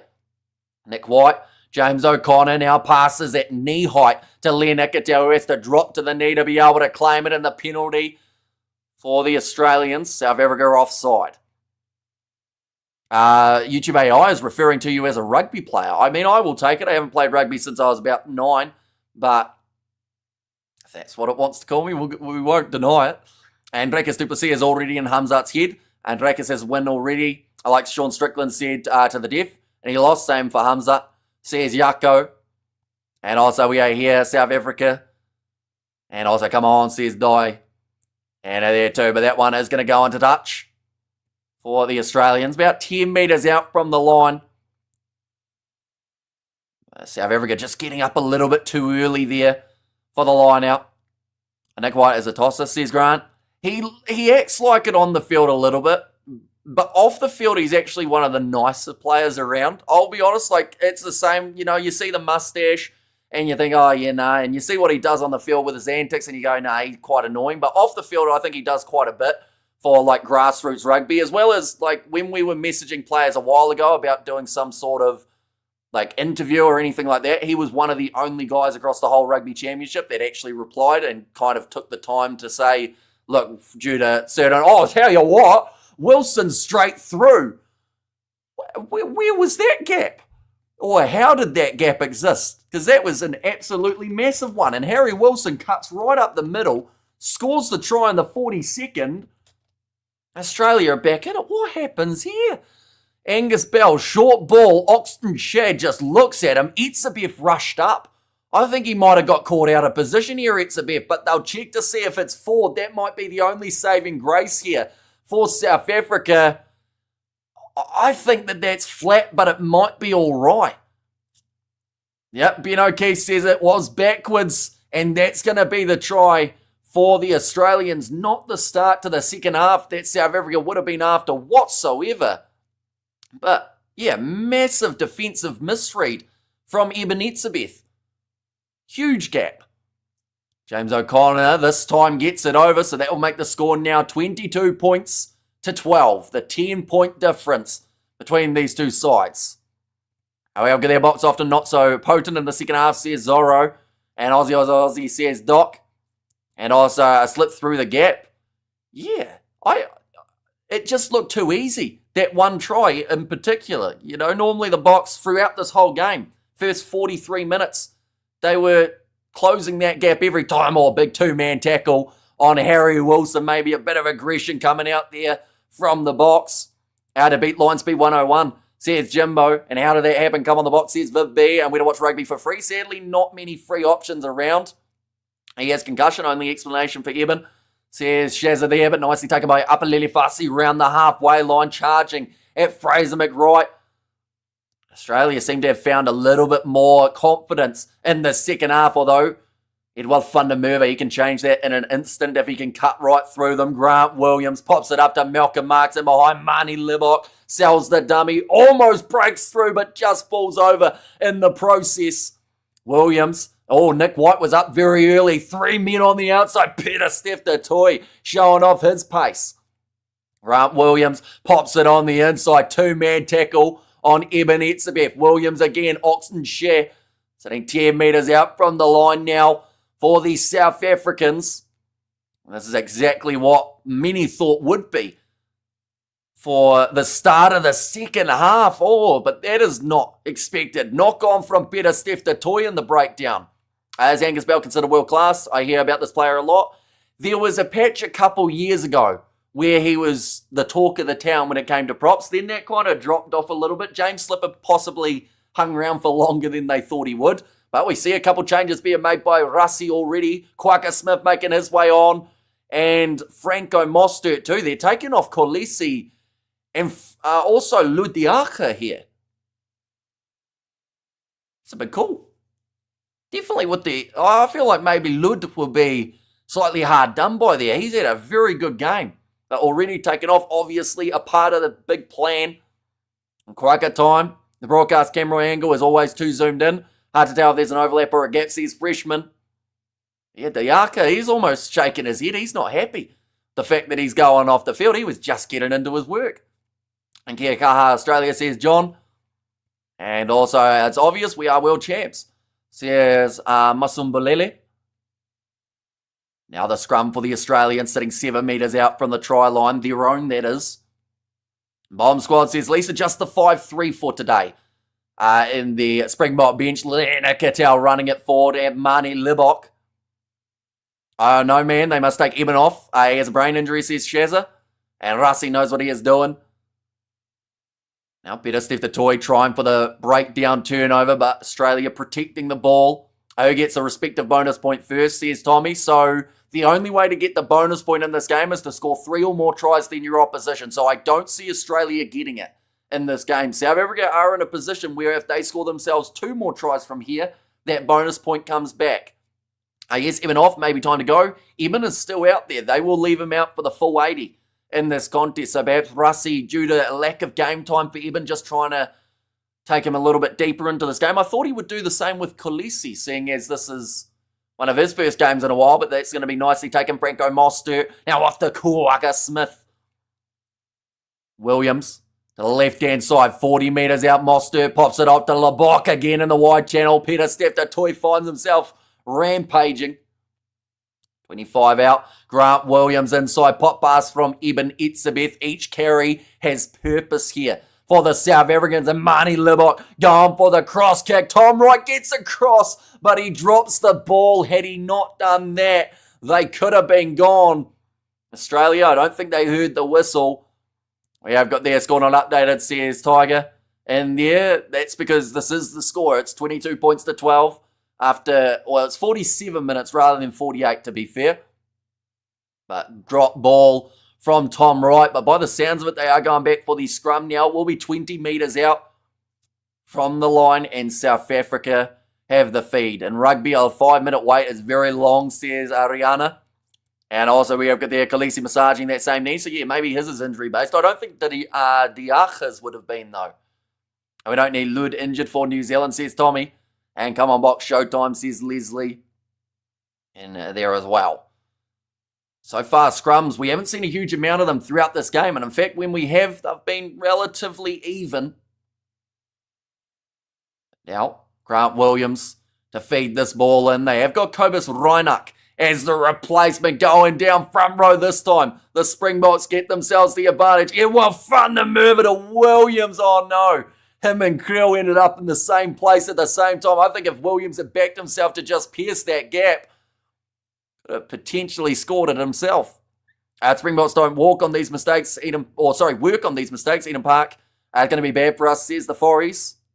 And Tom Light with the right idea. And these Boks need to switch on, but they are going back now for the penalty. It looks like they are kicking for the corner here, the Springboks. And Williams just too fast, says Jimbo. Yeah, he was that quick that Jesse Krill thought he was out of his way and ended up colliding with him. Can the Springboks please rehearse what the Protea is allowed to happen? And also, reverse rather than rehearse. It looks like Len Ikitau may have a bit of a knee injury here. They are just strapping him up high, says Yassine. And booked, says Jawan. Oh, okay, Ben O'Keefe just checking to see if it's quite serious. I think one of the one of the medical staff said yes, so far leading by 10, as Hamish called it. Yeah, see, both sides need another 10 points for me to be right. We need Roa Nokia for this game, says Kanya. Just seeing that physicality as they show a highlights package reel of Andre Easterhays, and he has taken to that number 12 jersey extremely well. The person receiving the cross kick should know when to run towards it, says Grayton. And it's how Erica plays like this at Eden Park. They'll end up as Ireland in 2022. I guess the Boks are hungry for a bonus point. Yeah, I think that Rassi would have said the plan heading into this game is to get that bonus point secured, end up with 5 on the table. Oh no, Ikitau, he's gone. So both changes now have been made for Australia in their 6-2 split. Tate McDermott is on. I have no idea where he's going to be playing because he's not a 12. And I guess maybe Callaway would go into the midfield and then take McDermott out on the wing. I think Australia might be in some trouble here. Are you warm in the south? I'm in Dunedin, says Rihanna. We're currently sitting, I think, about maybe 4 degrees Celsius at this point in time. Andre Easterhays running forward again. Off to the left-hand side, Williams goes to Malcolm Marks, cuts through one tackle attempt of JOC. Williams with the skip past to Etzebeth, who gets that a little bit closer, but Tom Hooper on the ball and wins what is a absolutely crucial penalty for the Australians. That is huge. Right there, 5 metres out from the line, the Aussies will survive. And South Africa, they've turned down the 3 points a couple times already. Is it about time that they decide to take 1 or 2 of them? And I agree, we need Colby, says Zelda. And also Colton South Africa, says Grant there too. Now James O'Connor will kick this one into touch. Currently 50 minutes gone in this matchup. The line out for the Wallabies. About 40 metres from their own line. But it's the Tom Hooper steal in the breakdown. We see there Oxen Share unable to clean him out. Showing some good strength there, Hooper. We need Cheslin. Lebok needs a rest, says Denise there. And we have good there. I hope it's not too bad of an injury. As an Exeter fan, says Jack French. Thrown in, taken by Frost. The front of the line out, James O'Connor pops it up to McDermott. There was no pace there. In fact, Fraser McWright, I believe it was. It just seemed like by the time it got to where they were trying to get it to, there was nothing left on it in terms of speed. But Tate McDermott down the wing, chips it in mind. Jorgensen gets the bounce of the ball, tries to fend off Arendse with some brilliant one-on-one defence that for sure saved a try. Here comes the run of Zane Ungor and an advantage now against South Africa. They were warned earlier on for repeat infringements. Inside of their 22, they have to be careful now. Fraser McWright tackled by Eben Etzebeth. Now Nick White off to the left-hand side. Will Skelton shovels it back. James O'Connor tries to step through a little bit before being dragged down by Malcolm Marks. Nick White tries the wide cut-out pass. Doesn't work for Australia. And they'll go back for the penalty again. Double blow of the whistle here from Ben O'Keefe. This may be the last warning again here. Ben O'Keefe just telling Harry Wilson to pretty much go away. He's got this one under control.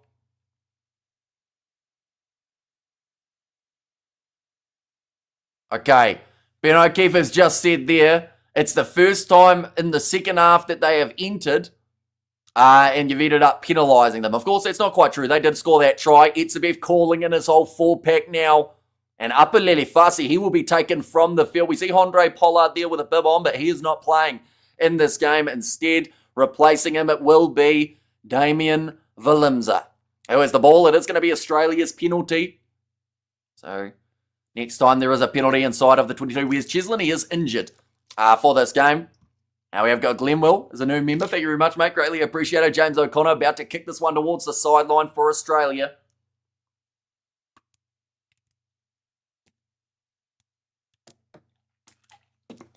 I appreciate you commentating. See you, Stato. Yeah, I appreciate every single one of you for being here. Anyone who is new, of course, be sure to leave a like and subscribe. We have got New Zealand versus Argentina coming a little bit later on. Oh, stolen ball from Peter Steph du Toit at line-out time. So that is now 2 times, one for each side, that they have decided to kick for the corner rather than taking 3 points and have been denied any form of points on the board. I'll do that one more time and I'll give you a warning. I mean, at this time, says Studs raised, but a clearing kick, 20 metres out from the line now. Australia will have themselves the line out. Where's Colby? He is injured. And also Willemse is also a great player, says Zelda. The Wallabies on course here. I think that they've still got a lot of work to go if they want any chance of winning this game, but they've been a lot stronger in the second half. Deborah said hello, Hamish, welcome in. You're doing extremely well. I think O'Connor is at 12 and White is at 10. Oh, ball loose and another line-out steal for the South Africans. Looking to counter-attack from inside of their own 22 out to Edward Fanamurve, and it passes into touch. In fact, that time it was Kurtley Arendse. But that is now, again, that we have seen Australia lose their line-out in a very crucial moment. Bok, we need 2 more tries, says Simongile. And also, what the hell guy says, Jazza, and what sorcery were the Aussies performing? Coming back like this, says Sayua. And also, they are keeping cheesy for the big game, says Michelle. And Butchered, says Jimbo. Yeah, it could have been a very dangerous counter-attack there. Not quite able to do so. I will mention as well, anyone who is new, be sure to hit that subscribe button. We are on the road to, I think, 70,000 at the moment. Nicely claimed by Nick White. Offloads to Joseph Suaalii. And it's called as the knock-on. And thank God you finally drank water, says Graves. And the Boks are sleeping and the Boks are complacent, says Endo there. And 2 quick tries, says Martin. Oh, that one was stripped by Andre Estes. And we've seen those called as play on before. But then Suaalii, I guess, did play it from the ground too. So either way, I think it was going to end up with South Africa having the possession. I expect the floodgates to open now, says Tiger. What a strip try saved. And also Bok need to score. And just win it, Box, says Yusuf. And there as well. But currently 26 minutes remaining on the clock. What time are the All Blacks playing? It will be 11:10 p.m. South African time. Or 9:10 a.m. for us here in New Zealand. The Wallabies are faster than the Springboks. Go Google it, says Kevin. I assume you're talking about the actual animal rather than the players. A ref ruined game. In what way, Best Bot? Would you say it's been ruined? There you go, the Bok prediction, 48 points to 15 for the Boks, says Yako. And the ref is all of a sudden a problem, says, well, yeah, he seemed to get quite a bit of praise for his first half performance. But now that it's the second half, people seem to be turning against him. Would you loosen a tie a little? Surely Hugh Didn't keep the tie on all game, says Studs Race. Yeah, it's not as tight as it looks, though. I'm too childish. Grant Williams going off to the right-hand side. Nicely taken by Peter Stephtatoy. Off to the right-hand side again, finds Oxton Share. Runs into Zayn Ngor. Those two going head-to-head in the scrums. South Africa plans are ruined. Says Jacobus now off to the left. Oh, bounce pass to the hands of Edward van der Merwe. Been dangerous throughout this game, showing off his pace. Surprising that he hasn't been able to score himself a try as of yet in this game. Lebok using the backline finds Oxton Share. So it is really a mix at the moment of forwards and backs. Peter Stephtatoy went for the offload. Gets it to Arendse. Now 25 metres out from the line again. Franco Mostert. We must all stop blaming the ref, says Diana, and 4 a.m. South African time. Says Grant. Now another step from Damien Valimza. Goes through. He looked both ways. Didn't have to pass. Now he does. Williams goes to... Edward van der Merwe just tried to break his own kneecaps by doing a weird, split on his knees. He probably ripped his groin to shreds. And then it's a knock-on from Valimza. Oh, that could have been really bad for Edward van der Merwe. I hope that he has got up. Because he kind of did, you know when one knee, how they do that little, they do the wiggle when one knee's kind of gone one way and the other knee's gone the other. But that looked awful. So hopefully he's all right. He's up. He's fine. It must have been one of those ones that looked worse than it was. And perhaps he did save it. Oh, Will Skelter making his way from the field. That'll be for Jeremy Williams. And gymnastics, says Shazza. And there as well. We have good there. I'm using that as an excuse. Telling my girlfriend why I can't take the trash out. And we have good there. I think Etzebeth should get a yellow. I can see her. He is getting crossed, says Kevin. I can't see the game. Give me the game, please. Says Stephen. Says Stephen, I should say. Sadly, due to licensing, any match footage or audio showed on YouTube will get us taken straight down. Are you going to cover the fight? I wanted to do Drakus versus Hamza, but sadly, it does overlap with something I've got on in my actual life. I will be going out for my granddad's 85th birthday, so I feel like that one has to take priority there. That's going to be kicked downfield from Max Jorgensen. Nicely claimed by Damien Valimza, though. Back across to Mani Libok. Edward van der Merwe links up with Peter Stephtatoy, who had the most carries out of any Bok in the last time that these two sides played and the game prior. And I feel like this one's going to be no different. Backline movement. Jesse Creel, what a tackle that is from James O'Connor. The last-ditch effort. Quagga Smith moves up to 40 metres out. Williams crossed to Oxtonshire. Finds Mani Libok, went for the wide interception, and Joseph Akula Suali'i is going to score the try that gets Australia back into this game and back within 7 now. Joseph Suali'i does score it. That's one of the first things we've seen him do in this game. Probably quite harsh. But Joseph Akuso Suali'i does score the try. That'll make Joe Schmidt very happy. There we go. Suali'i scoring it in the 59th minute. This game is not over, ladies and gentlemen. There are still 20 minutes of rugby remaining. And we have there was the box struggling to score. Says Warrior, after the first 20 minutes, it's gone quiet for the Springboks. And Australia have scored the last 3 tries. I'm going to lose against the All Blacks if we play like this, says My Bad Gaming. Happy birthday to your granddad, to Granddad. Thank you for continuing the bloodline, bringing us King Hamish, says Sayur. That one has gone over. And that is going to make the score now 22-19. The pass was not on, says Freshman. Now we have the excellent commentary, says Alfreezy, and also I warn that the Wallabies are faster than the Springboks. The Cheetahs never catch a Wallaby. And hey, now games are 1 on the forwards, not centre, same as says 10-2.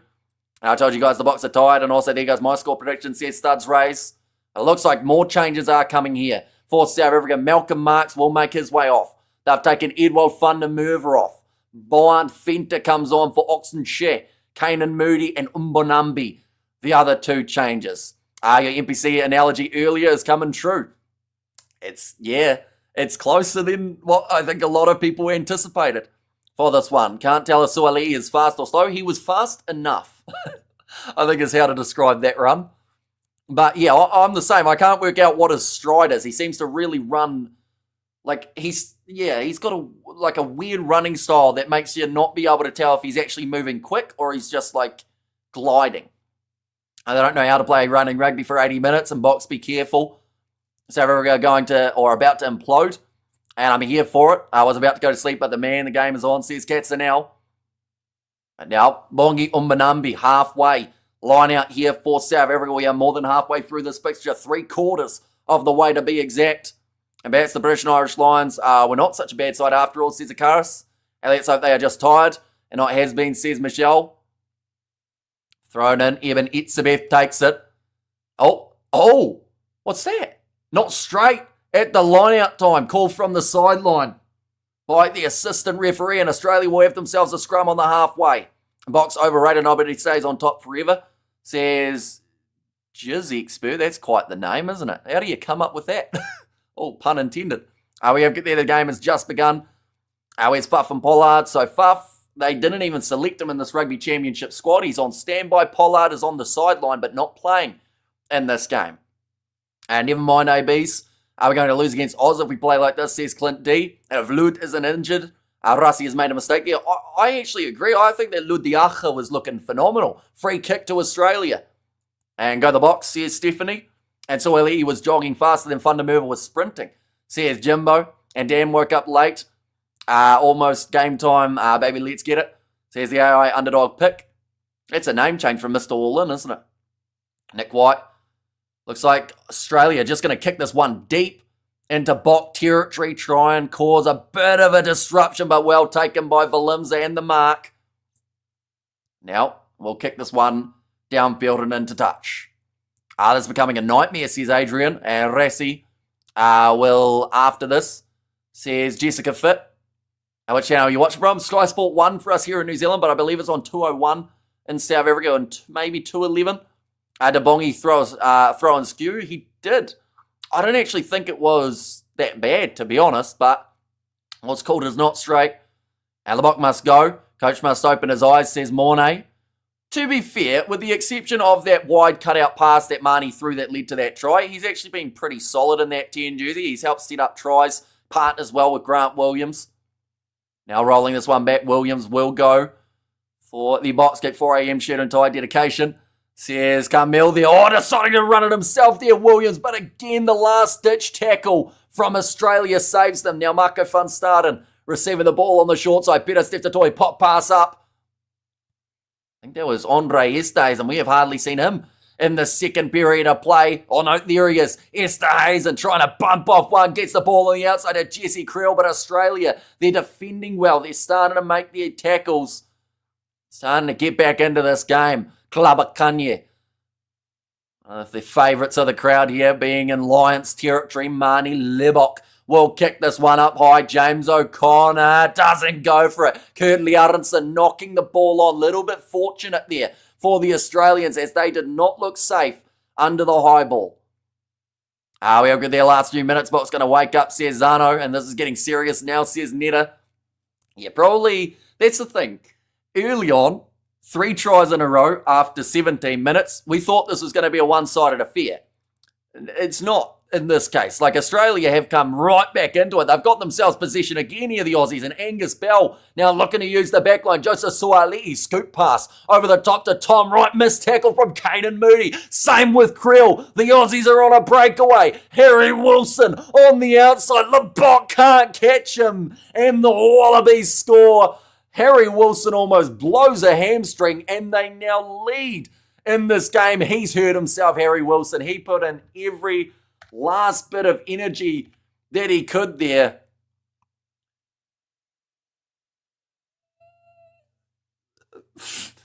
I don't know what's happened in this game. I also don't know what's happened to the camera. I think it broke there for a second. It did not like me talking as quickly as I was. But Harry Wilson scores. Wallabies in the lead. He's done his leg. He doesn't look like he's actually going to be able to continue in this match by the looks of it. Lucky they got the 6-2 split. I told you it would be 22-24 to Australia. Says Jessica. I told you Amish sorcery. And also here I've got there, says Tommy. What are we going to do? And I called it, says Jessica, although now it's going to make the score 22-26. Now leading in this contest, Australia by the 4 points. And always watch the Wallabies at 3 a.m. And also, I also don't know what's happening, says Stato.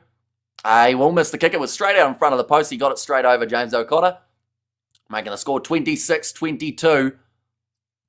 Arasi having a meltdown after this. Well, it's just not what it was supposed to be like. You know, like the start of this match, Harry Wilson might actually be done here for his season. And that's a massive shame because he's been one of the main reasons that Australia have stayed in this game for as long as they have. What happened there, says Felicia? They just broke through again, the Australians. Oh, and Suaalii takes the high ball nicely. Quaka trying to rip it off him. Now Nick White going off to Langy Gleeson. He is on the field for Harry Wilson. Didn't see this coming. Next try as a make or break. Now Angus Bell. Yeah, that's the thing. One more try for the Wallabies here, and this game could change. Oh, that looked like Bell may have made a funny face as he was going down. May have ended up with an injury here for the Australian replacement. Lucy, ball on the outside. Australia breaking through again. Jorgensen beats him on the outside. Australia go back-to-back. 2 tries in 2 minutes. What the is happening in this game?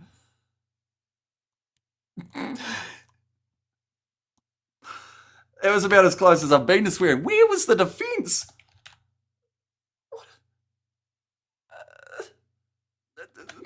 They're saying they're going to check for a forward pass. That's about all that will save them here. Rugby Championship, ladies and gentlemen. I guess my prediction that this would be an interesting game came true, says the big V8 show. Yeah, I know I'm supposed to be doing commentary. I don't know what to say at this point. 31-22 for the Australians. Ow. What? This is just weird. James O'Connor to line up this kick. This is to add more. The crowd are booing him, but what they should be booing is the second half from South Africa. 33-22. Australia now lead by 11 points up against South Africa. They haven't beaten them for over a decade in South Africa. Now, okay, that looks like a stretcher coming down the side. I think that might have been the Harry Wilson stretcher. This is wild, says RB Pat. It absolutely is. Oh, Wallabies leaving that ball, but Langy Gleeson cleans it up. They're inside of their 22. This is so strange, says Sam Wilson. Yeah, it's confused me. My brain, normally I have words to say, but I was speechless for a little bit there. McDermott going for the box kick downfield. Does manage to find touch. Now, this is a position that we haven't seen South Africa in for quite some time. They are down by 11 here. And the crowd is silenced too. They're utterly confused.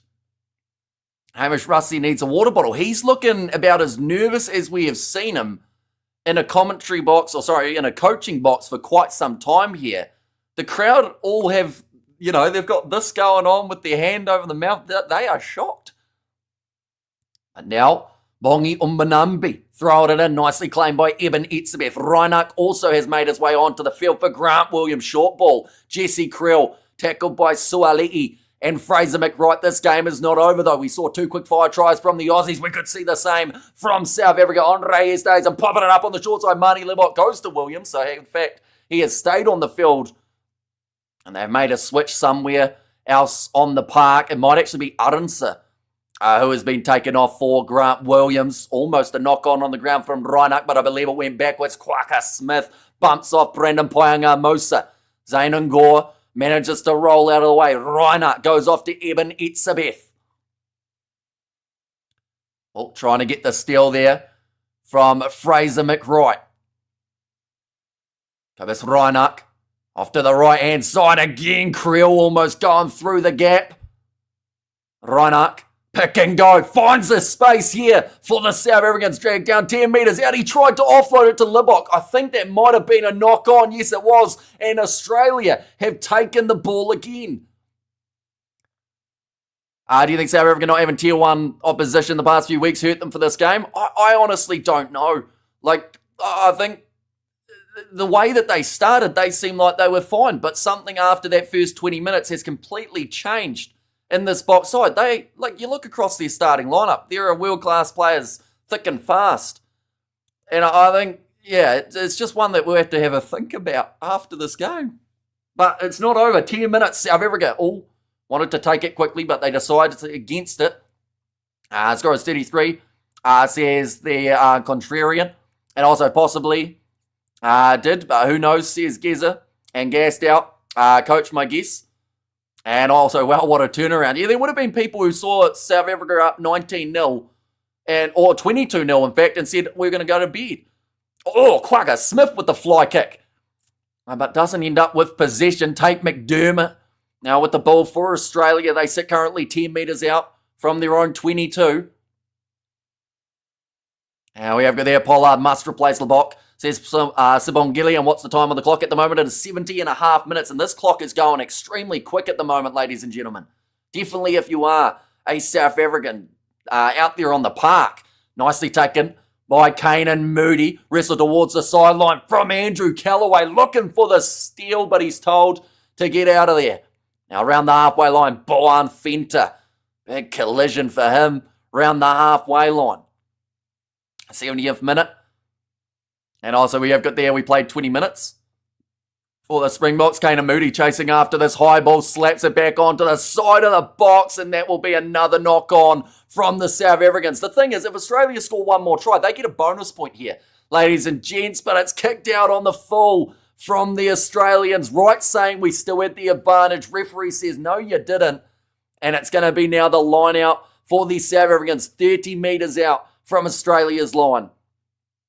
Can you imagine what game will be like against New Zealand, says Greta, and what on earth has happened to the Boks? Australia are going to win, and Russie, awful choice, has caught up with them, says Mike Byrne. But the thing is, right, like, you look at this game in particular, the side looked pretty good, you know? Like, on paper, it looked like a side that was close to, or not, maybe not close to full strength, but with the exception of maybe 3 or 4 players, this is what the Boks would consider, they're going for the line-out jump in the middle of the field. The tactics barrel is running deep. Backline movement, Williams trying to sneak through. Going to be tackled by, that's Len Ikitau. He went off, didn't he, with like what looked like a serious knee injury, but he's back out there on the park now, and the penalty goes the way of Australia. Side entry in the breakdown from Jesse Creel. We have got there, James O'Connor has played a good game, says Warren there. And also, Russie did not learn from the last Lions game, says Petrus. And James O'Connor, no, I read that one, didn't I? It's okay, guys, says Michael. And we have got there, the Rassie over-experiment. It's confusing, isn't it? Because, once again, I don't think this side for South Africa is far off what would be considered one of their strongest teams. So I don't know whether it's tactics that have gone more so wrong. The handling has hurt them a bit in this game. But I think it's just that Australia, the second half in particular, have just come to play. You know, they've looked like the better side. But now, line-out throw for Brandon Paenga-Mosa. And it's going to be claimed by Australia again, getting the rolling ball going. Langy Gleeson. And they aren't taking their foot off the gas here. They know if they get one more, they have won this game. Tate McDermott, though, rolling this one back. We'll go for the box kick, chased by Callaway, close to the sideline, and he gets a hand to it, slaps it out. Will now be the line out for South Africa. I agree with you, the Wallabies just look good. Sees Jameson Dialendi as our ultimate playmaker, and he's not selected due to injury, though. It wasn't due to not wanting to select him for Rassie Erasmus. Same with Chisel and Colby. The ones who are saying, why isn't Colby playing? He is injured. So that's why he's not playing in this matchup. Front line out taken by Eben Etzebeth. Now Marco van Staden getting chopped down at the kneecaps. Cobus Reinach rolling it back, and they will go for a kick of their own. South Africa. Kanan Moody's been solid underneath these. He's chasing after it again, lining it up. Awkward bouncing ball. McDermott claims, and he steps and he breaks the line again for the Wallabies. Trying to link up. He slips over, gets back up like a cat, and has another crack at the Aussies. At the Springboks. Now, great hands from Tom Hooper. Australia have got themselves the possession yet again, sitting about 20, maybe 8 metres from the line. Turnover, Oz, says Megatron. Tate McDermott passes back across field. If South Africa give away another penalty here, could be in a bit of trouble. And would Australia take on a 3, or would they go for the 7? O'Connor with some class gets it to Andrew Callaway. Lebok with the no-look pass on the inside goes straight to Cobus Reinach. Boan Fenter, the man who gets the scraps. That was an ugly collision from Suali'i, but the back line now for the Boks. Andre Estes, and he has Jesse Creel with him. The last-ditch effort, and it's knocked on by Esterhuizen. Tom Wright looking for the corner, and he's got the pace to get there. Valimza misses the tackle. Australia score, and they will win this game now. Tom Wright, a man who has had a mixed bag of a game from number 15, a bonus point now on the table for the Australians if the score remains, but there is no coming back now for the Springboks, and Australia have completely given this game a 180. I don't know what to say now, because just once again, an attack from South Africa that has led to a handling error that then Australia counter-attack. Aussie, oi, says Big Rig. We have got their Boks back line is shockingly terrible trying to run the ball. First half, they were good though. 20 minutes, they look world class. And now, since then, the crowd at this point, some of them are smiling because they're going, we can't believe what we are seeing. And I can't believe it either. This has to be one of the biggest upsets in terms of the margin as well. And now that is how you silence the crowd. But the thing is, right, that was not so much as Australia did something good. Other than, like, Tom Wright, all he had to do was run. And then they missed the tackle at the back from Damian Valimza. But with the exception of that, South Africa had a certain try at the other end if that ball had found Andre Esterhuizen's hands. But he dropped it. You can see the celebration from the bench. They know that they have won this game. But how does it sit with a scoreline like 38-22? Short kickoff from South Africa does not go 10, and Australia have themselves another scrum. Us 4% predictors got it. Is this real, says Paul? Yeah. Like they have said, it's extraordinary what Australia have done. And I mentioned that scoreline of the NPC. I was told that I was just making stuff up when I said 22-0 for one side in the NPC. They came back to win the game 29-22. This game, we've seen Australia score 38 points. They have scored the last 6 tries in this game on the trot, back to back to back. Now, ball's going to be fed in by Tate McDermott, and there's another scrum reset. 2.5 minutes left in this game. This has been one of the games of the ages. I mentioned about at the start of the contest how people would be talking about this game for a long time, or at least we wanted them to be. And they are going to be, but maybe for a different reason than what we were expecting. And we have got South Africa now 3rd in the world rankings. And New Zealand number 1. They are number 1 for now. But we cannot underestimate Argentina, because this upset here certainly should tell everyone that these games are not done and dusted. We've had a lesson. What happened, Hamish? What did you do with it? Did you put the sauce on it or what? Says Power Bite, but kicked him behind by Australia. Looking for a 50-22. It goes into touch. And it's another 50-22, or another line out, I should say. Been saying it all week. The Lions test was warm up at Australia nicely. And also we have got there, well done Wallabies. My Bok, we're not even close, says CMC. Right, double blow of the whistle from Ben O'Keefe telling Australia to hurry up. They've got 90 seconds. If they score again here, not only will they get that bonus point, which they already have, but they will increase that points differential even more. Brandon Paenga-Mosa. But the question now is, what does Rassie do with his selection next week? We are going to try and predict that. That's going to be like predicting the lottery numbers, because there might be some changes, or he might put out a similar side, try and right those wrongs. But I do think Australia not having Harry Wilson is certainly a big blow. What is the current match time left? They've got 60 seconds. So Australia can't lose this game.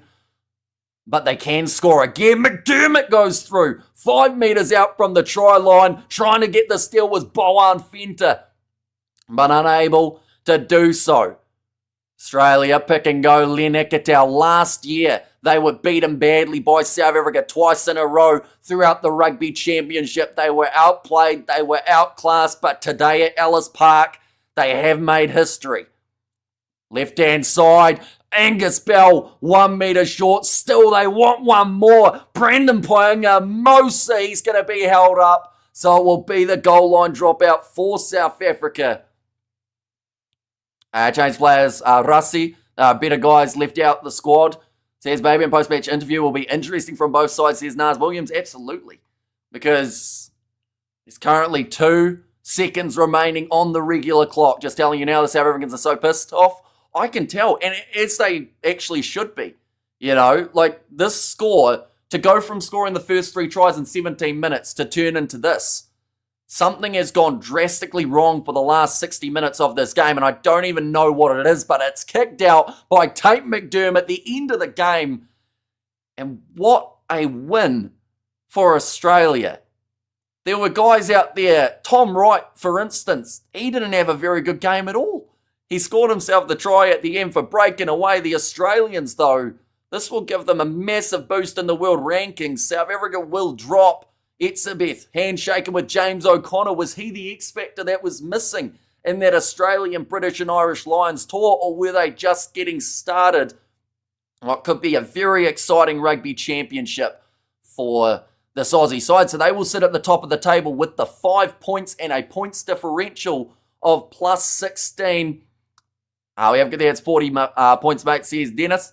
And also we have got there, have always said take Marnie out. But the thing is, right, Marnie in the first half was actually very solid. He missed 1 kick. He set up, I believe, 2 of the 3 tries throughout that first 10 minutes. But then what happened for them in the second half here, South Africa? They look stunned. Russie will be stunned too. I think everyone's stunned. Everyone in the crowd are completely silent. You would think this game was being played in front of 10 people. That's how noisy it is at the moment. I don't think I saw any Wallabies kits, but they will be celebrating big time for this game. We have there, Russie. This Russie, that. Well, there's your Russie. And also, Subrobia is superior, says Doc. And New Zealand is number 1 now, says Prem. Although, like I said, Argentina, they cannot be underestimated. Definitely after seeing this game. And damn it, what did just happen? I can't tell you. Because I look at this game and I just wonder how they let this one slip. The handling. It was poor, unfortunately. Like, they didn't even give away that many penalties throughout this game. Like, I actually just don't know what has happened there. But we've got a box supporter, ladies and gentlemen, who's going to come on the stream. Now, unlike Tony, I know that this man won't be swearing too much throughout this post-match review. Maybe he should, because at the end of the day, we're going to ask, Tim, what just happened in that game? Honestly, like, I think the box just switched off. It's one of those things where I think the box switched off, but actually it was actually more the Wallabies getting they just put their brain into a different mindset and they just kicked on and found a way to kind of break through the gaps in that Springboks defense. And yeah, they played brilliant rugby. I think this game is not really more about the Springboks mistakes. It's more about the Wallabies playing brilliant rugby. That's how I interpreted it. Because they also got a lot of the tries they scored were that Harry Wilson try was what really started it off, because it was just so slick in the way that it was kind of executed. But then there's tries where you saw at the ends, where it's 1v1 tries that. I mean, both of Tom Wright's tries were 1v1. Max Jorgensen try was another 1v1. So it's very one of those tries where it's just in the moments where we kind of saw it actually in the Lions game, actually, where Max Jorgensen scored that try out of nowhere, actually, to kind of kickstart the Wallabies kind of tries in that final test against them. So look, I think the Wallabies, honestly, I'm not actually that mad, which is kind of crazy to say as a box supporter, because I actually told people I told people who were actually Wallabies supporters, and even my dad, I was like, guys, I know this sounds crazy, but I actually I never want the Springboks to lose. Never, never want the Springboks to lose. But if the Springboks have to lose one test against the Wallabies in order to win at Eden Park, like I would take that. Like I said, like I would honestly take that. So like and everyone's like, what are you on about? Like, don't you want to, guys? If it means we win Eden Park, I'll do it. So look, this is just it's mind-boggling to think it's actually happened. So, but no, fair play to the Wallabies, man. They absolutely deserve to win this. There's no doubt about that, guys. They deserve to win that game. I mean, first of all, just because I know this is obviously the standard question because there's so many people you can mention here, but who do you think was like the man of the match really for the Wallabies in this case? See, I think man of the match for the Wallabies has to go to Harry Wilson, and I'm gutted that he's probably going to be out for the rest of the Rugby Championship now. Is it that bad? Is it that bad? It didn't look good. Like the way that he was holding his shin, it looked like something might be quite wrong. But I thought that he was immense. I thought Fraser McWright, that work that he was doing in the breakdown definitely went a long way. James O'Connor, he had the control. Later on in the game, I think that he built into that role. That first kind of 10 to 15 minutes, when they had conceded three tries, we were saying, oh, that Nick White, James O'Connor combo may not be the one. But it's just a weird game, isn't it? 16 points. And the thing is, right, that 16 points is actually very substantial because if it had been 15 points, South Africa would still be number 2 in the world rankings. Because it is 16, that's the full bonus points that you can get on the world rankings calculator. South Africa have dropped down to 3rd in the world rankings now. Ireland are above them. Really? Yeah, so if you win by more than 15, you get that extra bonus. So if Australia just won, they would have got 2 points on the world rankings calculator. Because they won by 16, they get 3 points. So yeah, massive implications there how does this for the Aussies. So you're saying that the Springboks now are in 3rd place for what it is, and the Wallabies move up to what? Like, where do the Wallabies move up to? Ironically, the Wallabies don't move. They stay in 6th. They gain 3 points. Yeah, they're only on 85, right? They only go up to like 85 points. Yeah, 85.08. But that's still good, by the way. So this is the things. I actually, this is why I didn't mind it in a way, because it's also like, this is also another thing I wanted to talk about, because they mentioned it at the start of the broadcasting, which I think was good to note, was that this is obviously the World Cup year in terms of when the draw comes out. So this is a very, very important year for all the teams to kind of qualify within that top 6. So then you have a good ranking, well, kind of a good group to say the least, to go into. So look, I hope the Wallabies can slide in there. That's what I'm hoping for. And they needed one of these big results to do it against the All Blacks or the Springboks. So this is why it sounds so.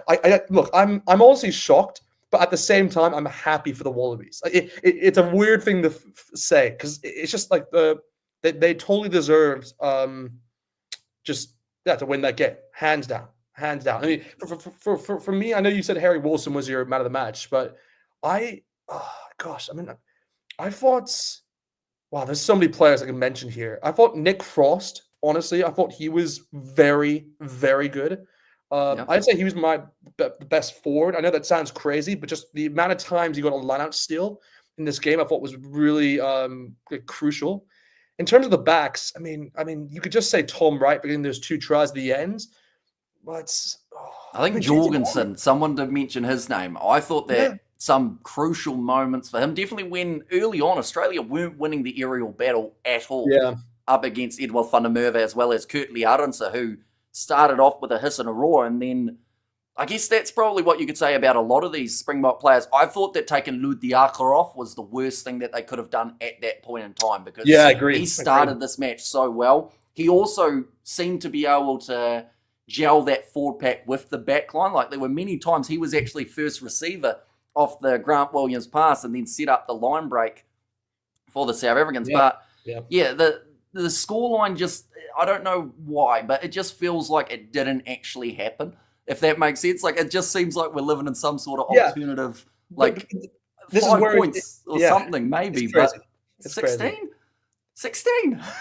But that's where it's like I said, there's 3 tries in there, which are just one, like they're one-man tries. Like I'm by the way, I'm not saying that in any negative way. I'm just saying that they're created by one individual person. So it's one of those where without those tries, the game is like South Africa actually win the game. Within those, it's just a matter of moments. Like you saw that last try there, where the Springboks had an opportunity to go down. It's just a matter of catching the ball. But then I think it was Tom Wright who went onto it, or Max Jorgensen who went on to. I think it was Tom Wright actually. It was the last try. It's like he went onto it, ran down, and then scored the try. So it's just a matter of moments where just where the ball dictates. So look, I think also the Boks. Like, look, I did say earlier on that this is all due to the Wallabies' brilliance, not the Boks in terms of like making mistakes. But they did, I'm not saying that they knocked up, like they made mistakes, not in terms of like, they actually did. I don't think they were good, I'd say, within the breakdown. They weren't as critical as they normally are. But just in terms of finding that correct pass, that final pass, that's where they were making a few mistakes in there. That's like that moment I was saying before. So it's just one of those where I think the Boks, what they have to learn from this game is, one, that they have to make sure that their set pieces are much better. I think particularly from a lineup standpoint. Two, they need to force more scrums at the end of the day. I just think that they weren't able to force as many scrums as you want. And again, that's what the Wallabies kind of did on purpose, really, because they don't want to kind of force as many penalties.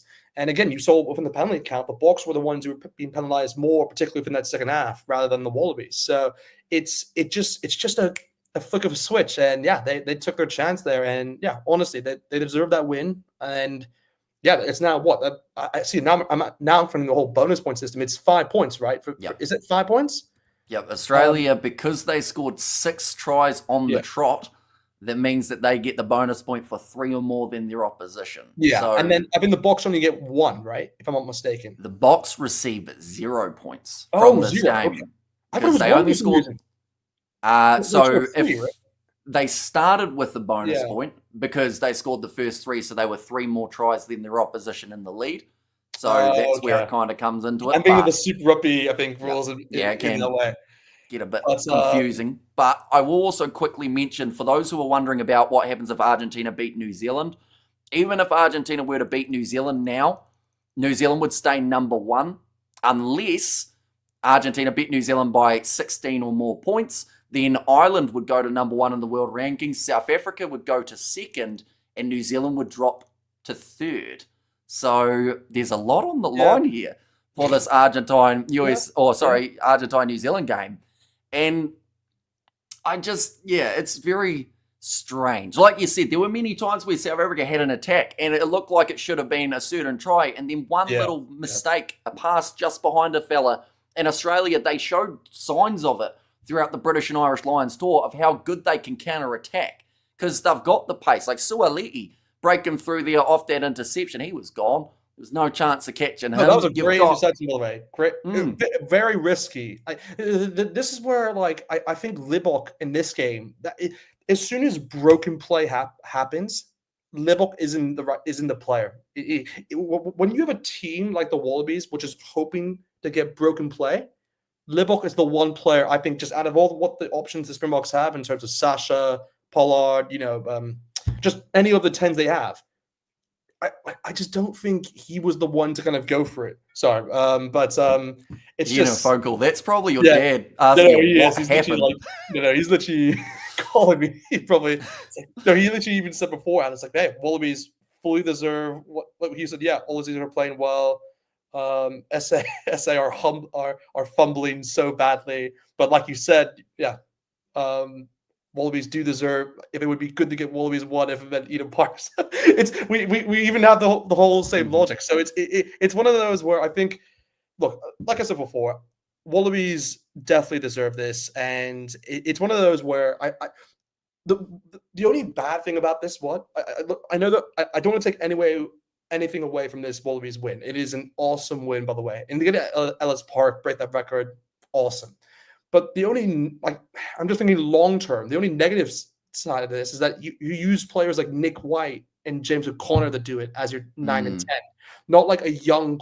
I honestly, I'm not saying it's an awesome performance, by the way. I'm just saying I would have been more impressed if it was like Tate Edmond leading that line along with Tate McDermott to start, because it just means that can be the future duo for the Wallabies going forward, rather than it's Nick White and James O'Connor who honestly aren't going to be part of the Wallabies after this Rugby Championship. So it's one of those where we're going to see a completely new 9-10 combination, and that can just transform the way that the Wallabies kind of go about on their attack. Not in a bad way, by the way. I'm just saying that it'll shift the way in how they kind of direct itself. So it's look, I've been like for the Wallabies, because that's the thing, they're not going to go with Noah Losale, I believe now. I think they can still go with him, right? But I know that he's injured for a bit now, so that's the problem. So it's a bit of a weird one. With him going overseas, I think that they'll probably hold off on kind of chucking him back in. But yeah, the thing is, the Rugby Championship now, theoretically, with those 5 points, is up for grabs for Australia. Because when you think about it, right? Yeah. Even if they're close in that second game up against South Africa, there's a chance that New Zealand and South Africa go 1-1 in New Zealand, perhaps. So then if Australia won both their games up against Argentina, which of course is not going to be easy to do, but they're in Australia for those games, yeah, maybe, just maybe, the Wallabies are in with a shot. But of course, that is normally what happens. Everyone gets ahead of themselves, and then Australia lose by 40 next week, and then it's all back to, this is the thing, back to the normal. Yeah, and this is the other thing as well, that we also have to remember that they're not going to have Will Skelton or who's the other big player that they said they're not going to have. It was like Will Skelton. There was how am I afraid of this? Was it what exactly? Valentini? Or I think that's what it is. But well, no matter what, they're not having Will Skelton for the rest of the Rugby Championship, which is kind of big to say the least. I know Valentini wasn't available for this one, but I think he should be available maybe for the next game. I mean, that's what they were hoping for. So at least in a way, they can kind of replace Wilson with Valentini. That's kind of the way they can go about it, at least. But yeah, man, just I think, by the way, just all because I've seen a lot of people talk about it within your chat about the ref. I actually think I've always said this. I think from the very start, Ben O'Keefe is the best ref I think I've seen. I'm not saying that just because I've watched Super Rugby. I've watched a lot of competitions, and I'm telling you, he is the best ref hands down, and he ref that game spot on. There's nothing wrong. There's nothing that I saw that he did wrong. So. Just so honestly, there's nothing. Don't disregard the ref in that. Kind of don't talk about the ref in terms of this aspect of the game, because the Wallabies are the ones that we should be talking about. They're the ones who they just put on a performance, and that's the great thing is that, like you said, they're going into they have, in a way, the Springboks. I mean, look, there's obviously, if I'm wrong on this, fair play, but I do think the Springboks will win the second test. That's where I'll be very shocked if the Wallabies win the second one, because I can definitely tell you that Razzie will be in terms of that kind of meeting. You can definitely, if you guys have seen kind of the Bok kind of documentaries, or kind of all of those, then yeah, you'll definitely know that Razzie's going to have a big word with all of them. So trust me, I can definitely let you know that they're going to win that second test for sure. But that's the thing, is that what I find, I'm going to be so fascinated by how the Boks then approach the All Blacks game, because, like I said, that it's Eden Park is the first one as well. It's not the second one; it's the first one. So they really do need to win that first test. Oh, sorry, the next test against the Wallabies, kind of put them into a good kind of position to kind of just target that test, really, because that is the one. That is the one for the Boks. I mean, that is the biggest test of the year, hands down. Well, the craziest thing, though, about this game is I'll be honest, after the first 20 minutes, I was thinking to myself, this team would go pretty well up against the All Blacks. This could be the lineup that we see taking on the ABs. When the first 20 minutes, did you see how strong they were? They were finding gaps. They were clinical. Maybe one or two changes overall, but nothing hugely substantial change in there. Like the front five, I think, could have been, and honestly still probably could be. I think that they just never got the chance to fully scrummage throughout this game for Ox and Share. I think we had 2 scrums after about 40 minutes in this matchup. But yeah, there'll be a lot of question marks about the selections for both sides heading forward. Of course, Australia, do you stick with the same, or do you make a few changes? And at some point, I will have to do my Springbok prediction. You are more than welcome to join for that one if you want to have a bit of a traveling all when that happens, so I'm not sure if I'll be able to, unfortunately. But yeah, man, just what a game, man. I'm just happy it was a good game of rugby at the end of the day. That's all. I think even though I'm a Springbok supporter, and look, I am gutted, by the way. I'm definitely gutted. It hurts, obviously, just this result. But at the same time, I can also respect how well the Wallabies played in this game. So it's one of those where you just got to take it on the chin, really, and look on to next week now. So, yeah, I mean, but yeah, I do agree that they'll make some changes for next week. I think for both sides, by the way. But this is where, like, not to go too far ahead here, but I can definitely tell you that this won't be, like, you were saying that this team can be very similar to what we see against the All Blacks. Not a chance. Like, this is the thing. To be fair, I also don't think it will be close now. Only off that first 20 minutes. From there, it seemed like it just kind of fell apart. Even just that little bit before more. this game started, I could tell you right now, there are players who are going to start in that All Blacks test that aren't even a part of this one. It's going to be a completely different game. That's the thing. Like, this game is meant to be open, by the way. Springboks Wallabies, generally, these games are obviously very open, if you look back in the history. So that's why, in a way, this game kind of suited the Wallabies, because they got the better end of the deal in terms of kind of getting those second chances and, like I said, scoring those tries. So, yeah, no, it's a really good result, honestly, for the Wallabies. Yeah, just fair play to them, man. Fair play to men. Oh, sorry, fair play to them. I mean, fair play to men in general, I guess. Yeah, fair play to them. But nonetheless, on that note, ladies and gents, next match, Pumas versus All Blacks. I will be doing that one on the channel as well, so be sure to tune in. We've got a nice big hour build-up for that contest, where, of course, there will be a lot of mention of this match too, I'm sure. But thank you very much, Rugby Itch, for once again popping on the channel. Thank you all very much for tuning in also. If you are new, be sure to hit that subscribe button, as we have got all of the Rugby Championship coming up. And just like pretty much World Rugby in general now, very unpredictable in terms of what is coming next. So yeah, look forward to that next contest. But thank you all very much for tuning in. If you did enjoy, be sure to leave a like and subscribe, and I will see you all for the next one.